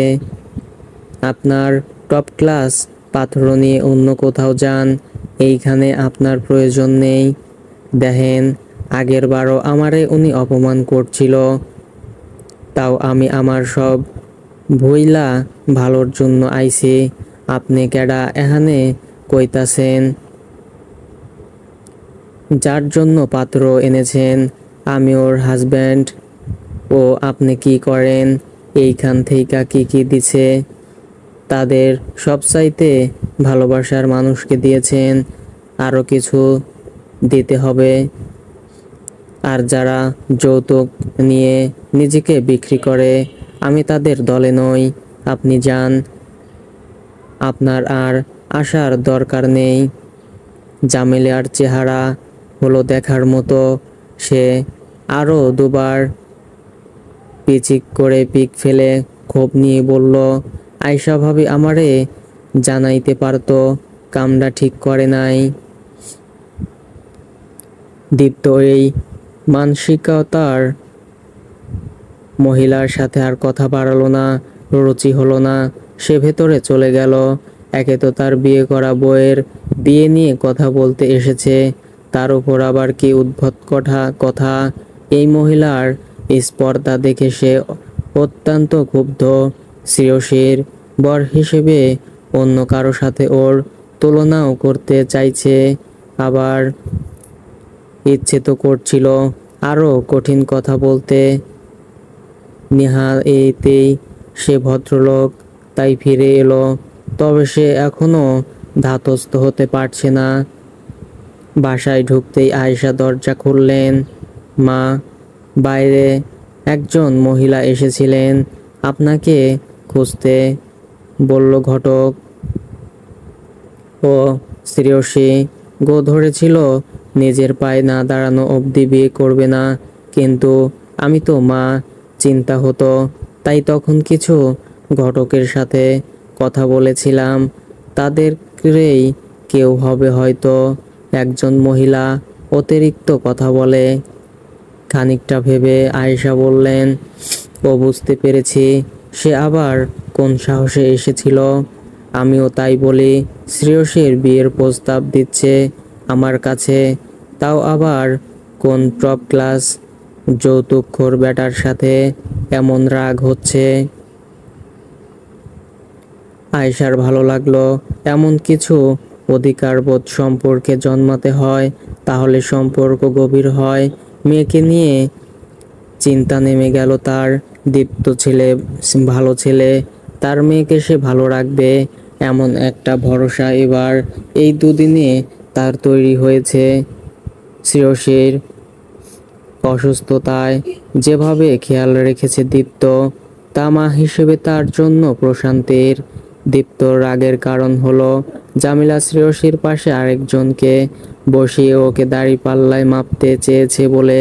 শ্রেয়সীর সাথে তো ওর নাম জড়ে গেছে। ওর পাশে নিজের নাম ভিন্ন অন্য কারো নাম শুনলেই এই অনুভূতি হচ্ছে ওর। ওর আগেও সৌম্যর কথায় যেমন গা জ্বলে গিয়েছিল শিমুলেরও কাছে, সেটা শোনার পরে সৌম্যকে সে ফেসবুকে ব্লক করেছে। এখন শ্রেয়সীর ঘরে বসেছে, নিজের ফেসবুকে ঢুকলো। রিলেশনশিপ স্ট্যাটাস চেক করা হয়নি দীপ্তর, এখনো সিঙ্গেল দেখাচ্ছে। সে দ্রুত রিলেশনশিপ স্ট্যাটাস বদলে ম্যারিড করে শ্রেয়সীকে ট্যাগ করলো। শ্রেয়সী শুয়েছিল চোখ বন্ধ করে। দীপ্তর পায়ের শব্দে সে চোখ খুলে তাকিয়েছে কিছুক্ষণ হলো। সে দেখলো ছেলেটা ঢুকেই বিছানার একপাশে বসে ফোন নিয়ে গভীর মনোযোগ দিয়ে কি যেন করছে। কপাল কুঁচকে ছিল। কিছুক্ষণ পরে সেখানে মৃদু হাসির ঝিলিক দেখা গেল। সেই কৌতূহল চেপে না রেখে প্রশ্ন করলো, কি করছো? ঘোরাঘুরি শেষ? দীপ্ত যেন সহসা খানিকটা চমকে উঠল। এতক্ষণ ঝোঁকের মাথায় কাজটা করেছে, এখন মনে হচ্ছে কেন করলো। সে শ্রেয়সীকে বিয়ে করেছে এই দুনিয়াকে জানানোর জন্য। সে এতটা উদ্গ্রীব কেন হলো? আবারও সেই একই উত্তর পেল। প্রেমে পড়েছে দীপ্ত নিজের বিয়ে করা বউয়ের, যার এখনো বিয়ের প্রস্তাব আসছে তাকেও দাবি করছে। আর তার সাথে বিয়ের সম্ভাবনা ছিল কি এক যন্ত্রণা। তাও ভালো সে শ্রেয়সীকে বিয়ে করে আগেই ধরাছোঁয়ার বাইরে চলে গেছে বাকিদের থেকে, নইলে কতগুলো প্রতিদ্বন্দ্বী জুটত কপালে কে জানে। ফেসবুকে লগ ইন করতেই নোটিফিকেশন থেকে শ্রেয়সী দীপ্তের রিসেপশন লিস্ট রিলেশনশিপ স্ট্যাটাস দেখলো। ওর মন খানিকটা খারাপ হয়েছিল এখনো সিঙ্গেল স্ট্যাটাস রেখে দেওয়ায়, কিন্তু মুখ ফুটে বলতে কোথায় যেন বেঁধেছে। ভেবেছে হয়তো খেয়াল করেনি বা ফেসবুকে এত গুরুত্বপূর্ণ মনে করেনি দীপ্ত। তবে আজ এটা দেখে ওর মনে ঝরঝরে সোনার রোদ ঝিলিক দিয়ে উঠল। ঠোঁটের পান্তদয় স্বপ্রসারিত হলো। দীপ্ত তখনও বিছানার একপাশে বসে ফোনের স্ক্রিনে মুখ গুজে আছে। শ্রেয়সী বলল, এতদিনে মনে পড়ল। দীপ্ত হঠাৎ বুঝতে পারল না শ্রেয়সী কোন প্রসঙ্গে কথাটা বলছে। সে জিজ্ঞেস করলো, কি মনে পড়ল? নিজের বিয়ের কথা, নাকি বিবাহিত থাকলে সুন্দরী মেয়েরা অ্যাটেনশন দেবে না বলে ব্যাচেলর সেজে থাকা হচ্ছিল শুনি? শ্রেয়সীর এমন অভিযোগে দীপ্ত প্রথমে খানিকটা হকচকিত হয়ে গেলেও পরক্ষণেই ভীষণ লজ্জা লাগলো। আরে ভালো আইডিয়া দিলে তো, তাহলে ভুল করে ফেললাম মনে হয়। এখন কি করা যায় বলো তো? এখন ডিলিট করে দিলেও তো লাভ নেই। অনেক সুন্দরী মেয়েরা উইশ করে ফেলেছে এই 14 মিনিটে। শ্রেয়সীর গা জ্বলে গেল। বলল, আমি সব সময় ভালো আইডিয়া দেই। ঘিলুর বিজনেস আইডিয়া দিয়েছিলাম মনে নেই? আর এখন যখন দুঃখ হচ্ছে তো যাও আরেকবার চেঞ্জ করে সিঙ্গেলে ফিরে যাও। দীপ্ত কতদিন পরে শ্রেয়সীকে আবার এভাবে রাখতে দেখল। বন্ধুত্ব হওয়ার পর থেকে ও ঝগড়াঝাটি প্রায় বন্ধ। এটা কি সে মিস করছিল? নইলে এটাকে এত উপভোগ মনে হচ্ছিল কেন দীপ্তর? আর একটু উস্কে দেবার জন্য সে বলল, দিয়েই যখন ফেলেছি তখন আর একটু ভালোভাবে দেই, কি বলো? বলেই শ্রেয়সীর কাছাকাছি এসে কাঁধে হাত দিয়ে টুক করে একটা সেলফি তুলে নিল। এরপর সরে গিয়ে সেটা আপলোড করে দিল। শ্রেয়সী বুঝতে পেরে সাথে সাথে নিজের ফোন দীপ্তর থেকে আপলোড করা ছবিটা দেখল। একটা ভালোবাসা ইমোজি দিয়ে পোস্ট করেছে। শ্রেয়সী নিজের দিকে একবার তাকিয়ে দেখল, ভাগ্যিস ওড়না ঠিকঠাক ছিল। এরপর রেগে দীপ্তর দিকে তাকিয়ে বলল, এভাবে আচমকা তোলা একটা ছবি কেউ ফেসবুকে পোস্ট করে? আমার চুল এলোমেলো, মুখ ফুলে আছে ঘুমানোর জন্য, এটা ফাজলামো নাকি? দীপ্ত মোলায়েম হেসে বলল, তুমি যেমন আছো তেমনই সুন্দর।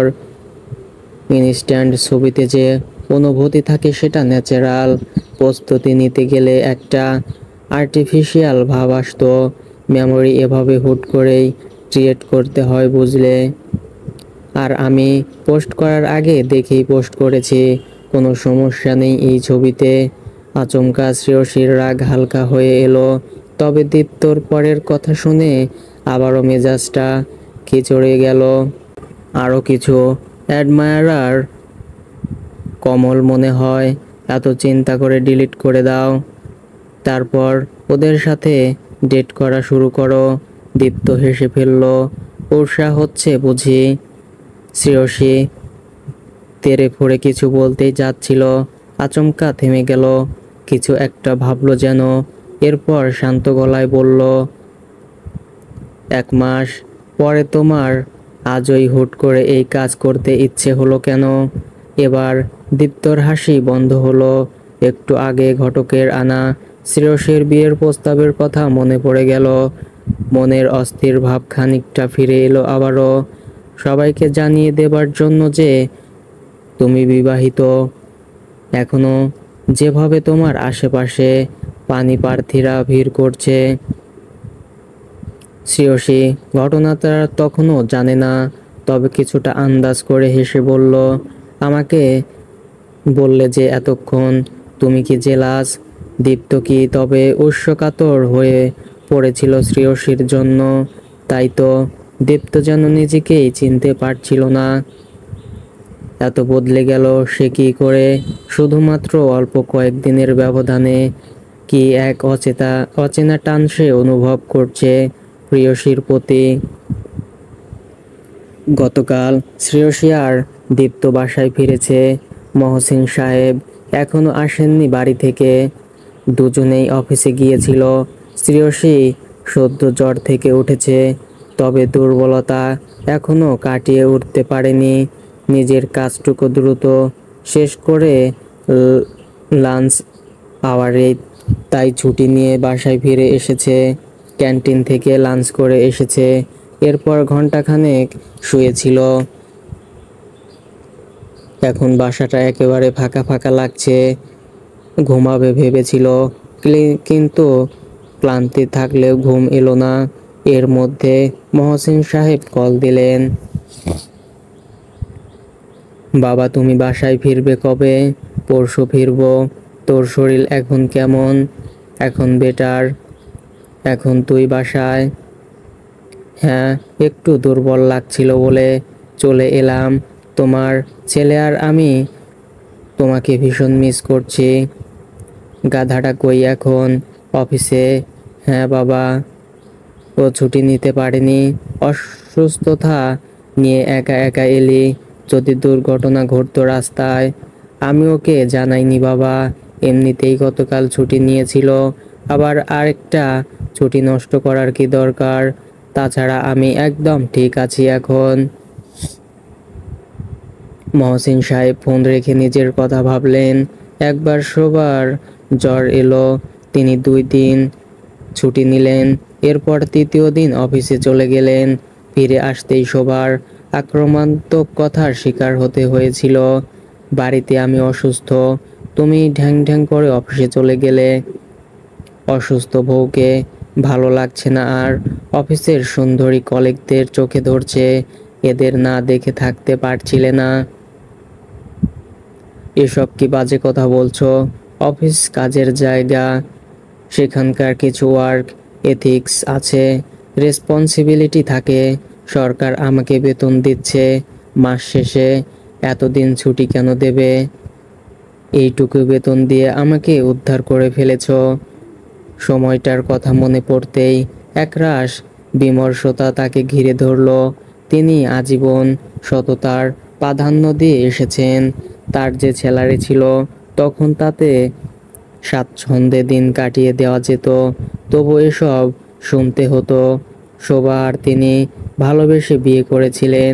শোভা পরবর্তীতে বলেছিল তার বোনদের মধ্যে সেই সবচাইতে সুন্দরী আর যোগ্য মেধাবী, অথচ অন্যদের চাইতে তার বড় ভাগ্য নাকি সবচাইতে খারাপ ছিল। এটা নিয়ে তার আফসোসের শেষ ছিল না। অথচ একসময় আবেগের তাড়নায় সেই বাড়ি ছেড়ে এসে তার হাত ধরেছিল। শ্রেয়সীর এই যে দীপ্তকে বাড়তি প্রেশার না দেবার চেষ্টা, এটা তার ভালো লাগলো। যদিও এই চাপা স্বভাব ঠিক নয়। দীপ্তকে বলতে হবে বাড়তি খেয়াল রাখতে। মহসিন সাহেবের সাথে কথা শেষ করে শ্রেয়সী দেখল 4:57 বাজে। দীপ্ত 5:30টার মধ্যে বাসায় চলে আসে। সে ভাবল আজ রান্না করা যাক। ছেলেটা ক্লান্ত হয়ে এসে আবার রান্না করবে ভেবে ওর কিছুটা অস্বস্তি হলো। বিশ্রাম নেই এখন, শরীরটা ভালো লাগছে। রান্নাঘরে এসে আগে মশলা টশলা আছে কিনা সেটার খোঁজ করলো। এর আগে যখন রান্না করেছে হয় মহসিন সাহেব, নয়তো দীপ্ত সাথে থেকেছে। মরচ হলুদের গুঁড়া পেয়ে গেল, পেঁয়াজ মরিচে পেল। এরপর আলু দেখে ভাবলো আলু দিয়ে ডিম রান্না করবে, সাথে ডাল। পেঁয়াজ কাটতে গিয়ে চোখে এমন ঝাঁজ লাগলো, মনে হচ্ছিল কেঁদে কেটে সাগর বানিয়ে ফেলছে। মা দেখলে খুশি হতেন, তার মেয়েটা একেবারে অকর্মা নয়, এটা বুঝতেন। সব কাটাকুটি শেষ করে দেখলো আলু আর ডিম সেদ্ধ হয়ে গেছে। রান্না শেষ করে বসে রইল, কিছুক্ষণ ফেসবুকিং করলো। এরপর উঠে দীপ্তর সংগ্রহ থেকে একটা বই নিয়ে বসলো। সুনীল বন্দ্যোপাধ্যায়ের বুকের ভেতর আগুন, স্বদেশী আন্দোলনের পটভূমিতে লেখা বই। ভালো লাগছিল পড়তে। কলিং বেল বাজতে ঘড়িতে দেখলো 8টা 17 বাজে। ততক্ষণে তার আসার সময় হলো। সে দরজা খুলতেই দীপ্ত বলল, সরি, ফিরতে দেরি হয়ে গেল। তোমার বোরিং লেগেছে নিশ্চয়ই এই 2 ঘন্টা একা থাকতে। আমি লাঞ্চ আওয়ারেই চলে এসেছিলাম। ও, তোমাকে কয়েকবার কল দিয়েছিলাম 4:30টার দিকে, তুমি ধরলে না। ভেবেছিলাম ওদিকে গিয়ে তোমাকে নিয়ে ফিরবো। খুব একটা বোরিং লাগেনি, রান্না করলাম, বই পড়লাম, সময় কেটে গেল। সে কি, তুমি রান্না করেছো? এভাবে আটকে উঠলে কেন? আমি এতটাও খারাপ রাঁধি না যে খাওয়া যায় না। আরে আমি সেটা বলিনি, আমি ভাবলাম দেরি হয়ে গেল, বাসায় গিয়ে রান্না করতে গেলে দেরি হয়ে যাবে, তাই। ওর দিকে 2টো প্যাকেট এগিয়ে দিল দীপ্ত। তুমি বাইরে থেকে খাবার নিয়ে আসবে সেটা আমাকে আগে জানাবে না? আমি কত কষ্ট করে হাত পুড়িয়ে রান্না করলাম, কেন তাহলে? দীপ্ত এবার চিন্তিত গলায় বলল, হাত পুড়েছে কই দেখি, কে বলেছে তোমাকে রান্না? শিরশির হাত ধরে ক্ষত খোঁজার চেষ্টা করতে করতে বলল দীপ্ত, আরে হাতে কিছু হয়নি গাধা, ওটা কথার কথা।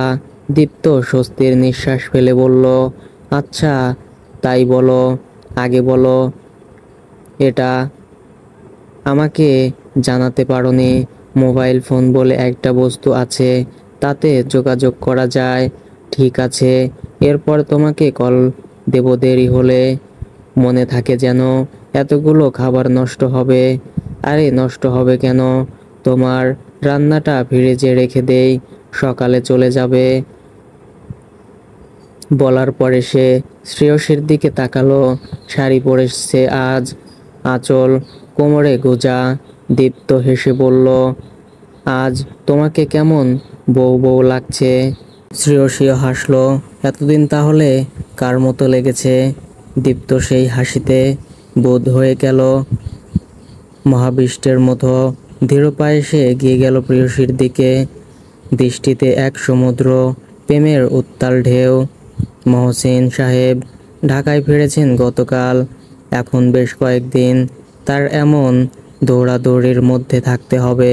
এই বয়সে এসব ঝুট ঝামেলা তার আর ভালো লাগে না, আগেও লাগতো না যদিও। তবে নিজের বয়সের সাথে সাথে অনেক কিছু মানিয়ে নিয়েছে তিনি, শিখে গেছেন বহু আগেই।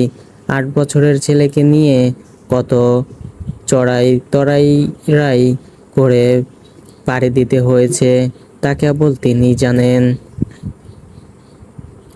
তবে শোভার উপরে তার নিজের যত ক্ষোভই থাকুক, তিনি কোনোদিন দীপ্তর উপরে তার নিজের মতামত চাপিয়ে দিতে চাননি।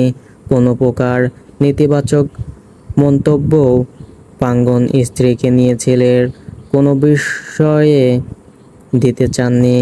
তার সাথে সংসার টেকেনি বলে যে ছেলেকে উৎকে দেবেন তেমন মানসিকতা তার কোনো কালেই ছিল না। তাতে দীপ্তর ছোটবেলায় আরও খারাপ হতো, হয়তো সে ভালো মানুষ হতে পারতো না, আরও বেশি ভেঙে পড়তো। তাতে লাভ কিছুই হতো না, বরং সন্তানের মনের বিরূপ প্রভাব সন্তানের মানসিকতাকে বাজেভাবে প্রভাবিত করত। একজন বাবা হিসেবে শোভার সাথে তার ঝামেলার বিষয়টা কেবলই তাদের ব্যক্তিগত বিষয় হিসেবেই রেখে এসেছেন। তবুও দীপ্ত মাকে পছন্দ করে না। চোখের সামনে যা সে দেখেছে তা ওই ছোট্ট মস্তিষ্কে এখনো রয়ে গেছে। প্রথম দিকে ঘুমের ঘোরে মা মা বলে কেঁদে উঠত। তিনি কত রাত নির্ঘুম ছেলের মাথার কাছে বসে হাত বুলিয়ে বুকে চেপে শান্ত করে ঘুম পাড়িয়েছেন। তার সাক্ষী কেবল তিনি নিজে, আর রাতের চার দেয়ালে বন্দি অজস্র আধারটুকু। দীপ্ত মায়ের সাথে যেতে না চাইলেও ছোট্ট নিষ্পাপ শিশু হৃদয় মনে মনে আশা বেঁধে রেখেছিল, একদিন তার মা আবারও তার কাছে ফিরে আসবে, তাকে কোলে নিয়ে ঘুম পাড়ানি গান শোনাবে।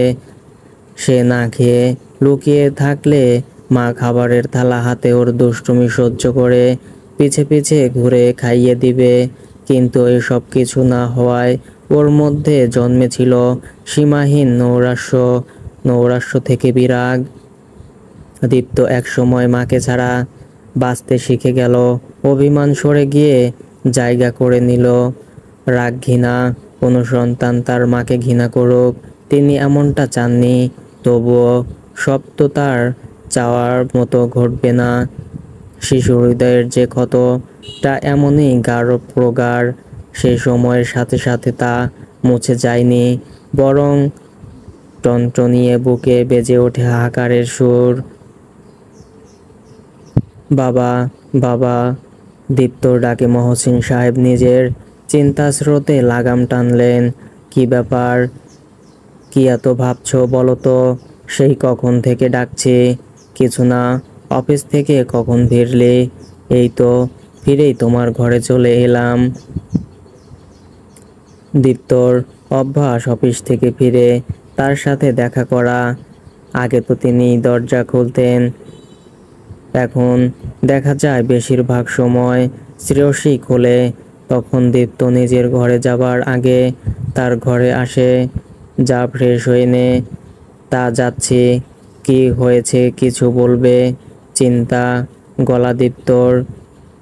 কই কিছু না তো। একদম মিথ্যা কথা বলবে না বাবা। আমি দেখেছি তুমি ইদানিং কিছুটা চুপচাপ হয়ে গেছো। সারাক্ষণ কি নিয়ে যেন চিন্তা করো, আমাকে বলো না। বলতে বলতে দীপ্ত তার পাশে এসে বসে তার কাঁধে হাত রাখলো। ছেলের কাতরকতায় তিনি নিজেকে সামলে নিলেন। শোবার প্রসঙ্গ তুলে দীপ্তর মুড খারাপ করতে চান না তিনি। এই প্রসঙ্গ সে শুনতেই চায় না। কিন্তু এদিকে শোভা মরিয়া। আরে এখন কি আমার হই হই করার বয়স আছে নাকি? আমি ঠিক আছি। অযথাই বেশি বেশি ভাবছিস। তুমি সুস্থ আছো বাবা? আমাকে দেখে তোর এখন অসুস্থ মনে হচ্ছে। তোমার মনের অসুস্থতার কথা বলছি বাবা। মহসিন সাহেব কিছুটা চমকে উঠলেন। ছেলে তাকে পড়তে পারে অনেকটাই। তিনি এমন সন্তানের জন্য নিজেকে অত্যন্ত সৌভাগ্যবান মনে করতেন। সত্যি বাহ্যিক স্বাস্থ্যের খোঁজ নেয় সন্তানেরাও। বয়স্ক বাবার মনের খবর কয়জন সন্তান জানতে চায়? জীবনের সমস্ত অপ্রাপ্তি এক নিমিষেই ভেঙে গেল জলের তরে। সহসাই নিজেকে ভীষণ সুখী মনে হলো। এক জীবনে আর কি চাইবার আছে মানুষের? সব দিক থেকেই একদম ফিট আছে। তাছাড়া হই হই জমিয়ে রাখছে। তোর বাচ্চা কাচ্চাদের সাথে দৌড়ে খেলতে হবে না। দীপ্ত জানে তার আর জিজ্ঞেস করে লাভ নেই। বাবা কিচ্ছু বলবেন না। তবে তার চিন্তার খাত কোনো দিকেই বইতে পারে তা সে জানে। তাদের দুজনের জীবনের সমস্ত দুর্ভোগের কারণ একমাত্র এই মহিলা, যে ওর জন্মদাত্রী। রাতে 11টার দিকে দীপ্ত হঠাৎ প্রস্তাব দিল ছাদে যাবে। বারান্দায় বসে ছিলাম, চমৎকার জ্যোৎস্না যাবে। শ্রেয়সী বৃষ্টি ভালোবাসে, জ্যোৎস্না ভালোবাসে, এটা দীপ্ত জানে। খোলা বারান্দায় চমৎকার আলোর বন্যা দেখে তাই স্ত্রীকে খুশি করতে চাইল। কেন যেন ওর হাসি মুখ দেখতে ভীষণ ভালো লাগে দীপ্তর। চলো যাই। ছাদে উঠে মুগ্ধ গলায় শ্রেয়সী বলল, কি সুন্দর। যদিও কৃত্রিম আলো আছে চারপাশে, তবুও তা যেন এমন পৃথিবী প্লাবী জ্যোৎস্নার আলোর কাছে ম্লান। দীপ্ত মোহগ্রস্ত গলায় বলল, তোমার মতো। শ্রেয়সী এগিয়ে এসে দীপ্তর হাত ধরে বলল, আমাদের মতো। বলেই দুজন হাসলো। সেই হাসি মিশে গেল জ্যোৎস্নায়, আর জ্যোৎস্না তার সমস্ত আলো দিয়ে যেন মিশে গেল ওদের হৃদয়ে। সেই আলো জুড়ে কেবল ভালোবাসা, ভালোবাসা আর ভালোবাসা। আর এক সপ্তাহ পরে দীপ্তর জন্মদিন। শ্রেয়সী অফিস থেকে বেরিয়ে ভাবলো আজ একবার শপিং মলে যাবে। ওর সাথে পরিচিত হবার পরে দীপ্তর প্রথমবার জন্মদিন। একটু স্পেশাল কিছু না হলে চলে। নিজের জন্মদিনে দীপ্তর উপহারের কথা মনে পড়ল। সেদিনটা না এলে হয়তো দীপ্তকে নিয়ে এই সম্পর্কটা নিয়ে সে ভাবতেই পারতো না। আজ বেশ ব্যবসা গরম পড়েছে। রোদে 1 মিনিট দাঁড়ালে গায়ে যেন ফোস্কা পড়ে যায়। মানুষ যে কেন গাছপালা সব কেটে একাকার করে ফেলেছে, তার ফল ভোগ করছে এখন। শ্রেয়সী সিএনজি থেকে নেমে এলো। কি দেওয়া যায় ভাবছে আর এদিক ওদিক ঘুরছে, কিন্তু সিদ্ধান্ত নিতে পারছে না যে কোনটা স্পেশাল হবে। আজ কিছু পছন্দ না হলে যেন আরো ভাবার সময় পাওয়া যায়, সেই জন্য সময় থাকতেই এসেছে, তাই এত চাপ নেই। একবার ভাবলো শিমুলকে কল করে দীপ্তর ফ্যাসিনেশন জানবে কিনা। পুরনো এবং কাছের বন্ধু সে। শ্রেয়সী যেটুকু জেনেছে সে নিশ্চয়ই আরো বেশি করে জানবে। পরক্ষণেই ভাবনাটা বাতিল করে দিল সে। না, নিজের জানা থেকেই উপহার কিনবে সে, সেটাই ভালো হবে। স্পেশাল মানুষদের জন্য উপহারে নিজের ওই ভাবনাটুকুই তো বেশি বিশেষত্ব থাকে। যাকে উপহার দেওয়া হয় তারই তো এটা ভাবতে ভালো লাগবে যে উপহারদাতা তার জন্য এত ভেবে ভালোবেসে সেই উপহারটা দিয়েছে।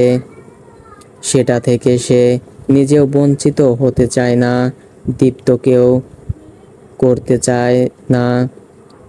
শ্রেয়সী ভাবলো কিছুদিন আগেই সে একা ছিল। নিজের পরিবার, আত্মীয় স্বজন আর অল্প কিছু বন্ধু বাদে আর কারোর জন্য কখনো সে ভাবেনি। এভাবে তো ভাবেইনি। সে তার প্রেমের জিরো এক্সপিরিয়েন্স নিয়েও বান্ধবীদের বয়ফ্রেন্ডকে কি গিফট করা যায় তার সাজেশন দিয়ে এসেছে। অথচ আজ নিজের বরকে কি দেবে তা নিয়ে ভেবে অস্থির। একটা আউটলেট থেকে বেরিয়ে এসে দাঁড়িয়েছে, তখনই আচমকা একজন অভিজাত পোশাক আর চালচলনের মধ্য বয়স্ক মহিলা এসে ওর সামনে দাঁড়ালেন। ওর দিকে খানিকটা তাকিয়ে থেকে বললেন, তোমার নাম শ্রেয়সী? শ্রেয়সী মৃদু হেসে বলল, জি। আপনি? মহিলা আরও খানিকটা এগিয়ে এসে ওর চিবুকে হাত রাখতেই শ্রেয়সী অস্বস্তি বোধ করল। ভীষণ লক্ষ্মী দেখতে তুমি। আমাকে বোধহয় চিনতে পারোনি, তবে তোমাকে ঠিক চিনেছি। কি দুর্ভাগ্য বলো তো, নিজের ছেলেকে ফেসবুকে স্টক করে তোমার ছবি দেখতে হয়েছে, এখন চিনেছ। শ্রেয়সী এখনো তাকিয়ে আছে। এবার তিনি হেসে বললেন, আমি দীপ্তর মা। শ্রেয়সী স্থাণুবোধ দাঁড়িয়ে রইল কিছুক্ষণ, বুঝতে পারল না কি করা উচিত ওর। শোভা আর বর্তমান হাজব্যান্ডের সাথে থাইল্যান্ড যাবে ভ্যাকেশনে। যদিও 2 সপ্তাহ পর সময় হাতে আছে, তবুও কিছু কেনাকাটা করতে এসেছিলেন। দূর থেকে শ্রেয়সীকে দেখে তার চেনা চেনা লাগে। এরপর ফেসবুক অ্যাকাউন্ট লগ ইন করে দীপ্তর প্রোফাইলে গিয়ে কিছুটা নিশ্চিত হয়। এরপর এগিয়ে এসে কাছ থেকে দেখেন, আসসালামু আলাইকুম আন্টি। শ্রেয়সী আড়ষ্টতা কাটিয়ে উঠে সালাম দিল। ওয়ালাইকুম আসসালাম, কেমন আছো মা? ভালো, আপনি? আমার আর ভালো থাকা, ছেলের বউ এভাবে দেখলাম প্রথমবার। দীপ্তকে আমি জন্ম দিয়েছি, ওর মা। একজন মায়ের জন্য এটা কষ্টের, তুমি জানো। শ্রেয়সীর কি বলা উচিত সে বুঝতে পারে না। দীপ্তর মা সম্পর্কে সে তেমন কিছু জানেও না। এটা যেহেতু দীপ্ত এবং মহসিন সাহেবের দুজনের জন্যই অস্বস্তিকর একটা বিষয়, তাই সে আগ বাড়িয়ে কখনো জানতে চায়নি। শোভা খোঁজ নিয়ে দীপ্তর ওয়াইফ সম্পর্কে কিছু জেনেছে আগেই, তাই জিজ্ঞেস করলো, শুনেছে তুমি জব করছো, ভালো লেগেছে জেনে। তা তোমার শ্বশুর আপত্তি করেনি? এবার শ্রেয়সী কথা বলল, না, আপত্তি কেন করবেন? তাহলে বলতে হয় সুবুদ্ধি হয়েছে। যাক সে কথা, তুমি পুরোপুরি স্বাধীনতা পাচ্ছ, দেখে ভালো লাগলো। শ্রেয়সী মহসিন সাহেবকে একজন অত্যন্ত খোলা মনের মানুষ হিসেবে জানে। তার কাছ থেকে অগাধ স্নেহ পেয়েছেন, তাকে খুব কাছ থেকে দেখেছে। আর শোভাকে আজ প্রথম দেখছে, তাই সে বিশ্বাস করলো না শোভার মধ্যে এখনো চোখ ধাঁধানো সৌন্দর্য আছে। বয়স ধরে রেখেছেন।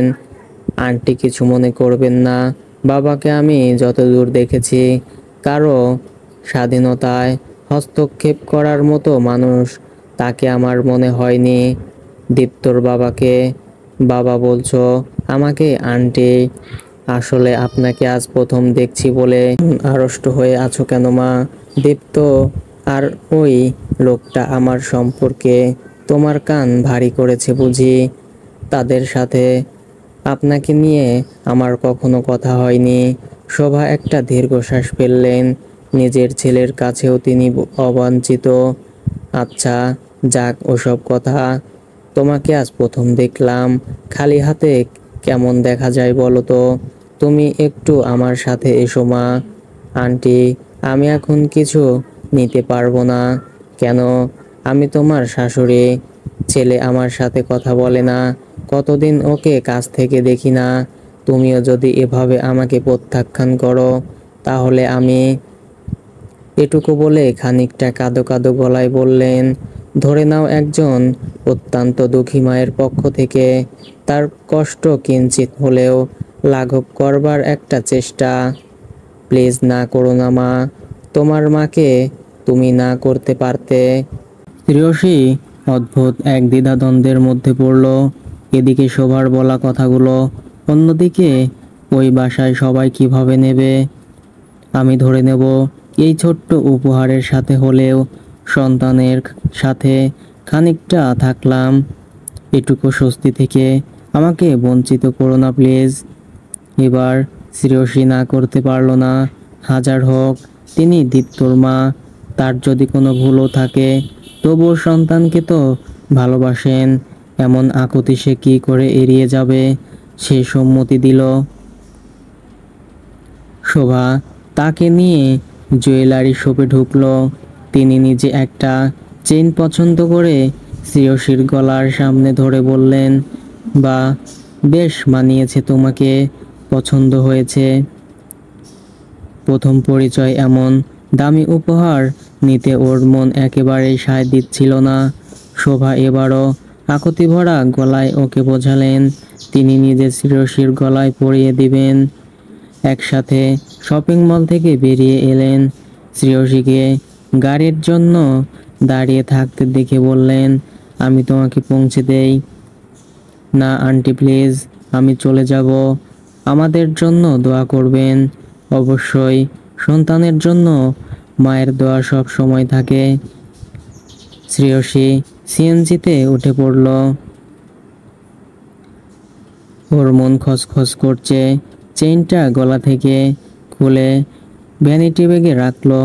বাসায় ফিরতে মহসিন সাহেব দরজা খুলে দিলেন। শ্রেয়সী একবার ভাবলো মহসিন সাহেবকে ঘটনাটা বলবে কিনা, পরে মনে হলো না থাক, কাটা ঘায়ে নুনের ছিটা যদি মনে হয়, তার থেকে বরং দীপ্ত ফিরুক, তাকে বুঝিয়ে বলতে হবে। তবে না বলা পর্যন্ত স্বস্তি পাচ্ছে না। দীপ্ত মিনিট পাঁচেকের মধ্যেই ফিরল। শ্রেয়সী সেদিন, যেদিন অসুস্থতা নিয়ে রান্না করছিল, তারপর থেকে সে বাইরে দেরি করে না। অফিস টাইম শেষ হলে বাসায় ফিরে আসে। সন্ধ্যার পরে তিনজন একসাথে বসে কিছুক্ষণ আড্ডা দেয়।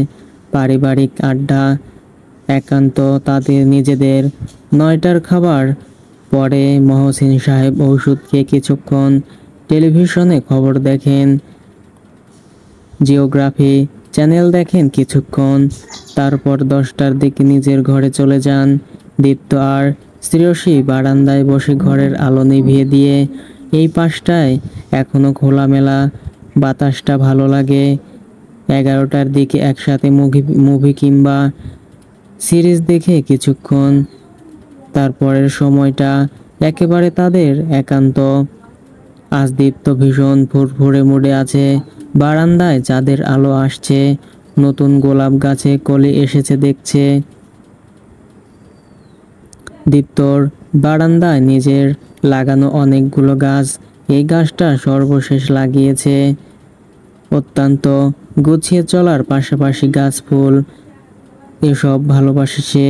সেই সব গাছে নতুন ফুল ফুটলে বা নতুন করে এলেই শিশুর মতো উচ্ছ্বাসিত হয়ে ছেলেটা। শ্রেয়সী কিভাবে কথা শুরু করবে ভাবছিল। দীপ্ত ওর পেছন থেকে কাঁধের সামনে হাত দিয়ে জড়িয়ে ধরে জিজ্ঞেস করলো, কি এত ভাবছো? শ্রেয়সী ওকে জড়িয়ে রাখা দীপ্তর হাতের উপর আলতো করে হাত রেখে বলল, দীপ্ত, আজ আমার একজনের সাথে দেখা হয়েছিল। দীপ্ত নিজের চিবুক শ্রেয়সীর কাঁধে রেখে বলল, কার সাথে? এত অস্বস্তি বোধ করছো কেন? পুরনো বয়ফ্রেন্ড। শ্রেয়সী হাত দিয়ে দীপ্তর হাতে চাপড় মেরে বলল, ধুর, আমার কোনো বয়ফ্রেন্ড ছিল না। শরত, যত বাজে কথা।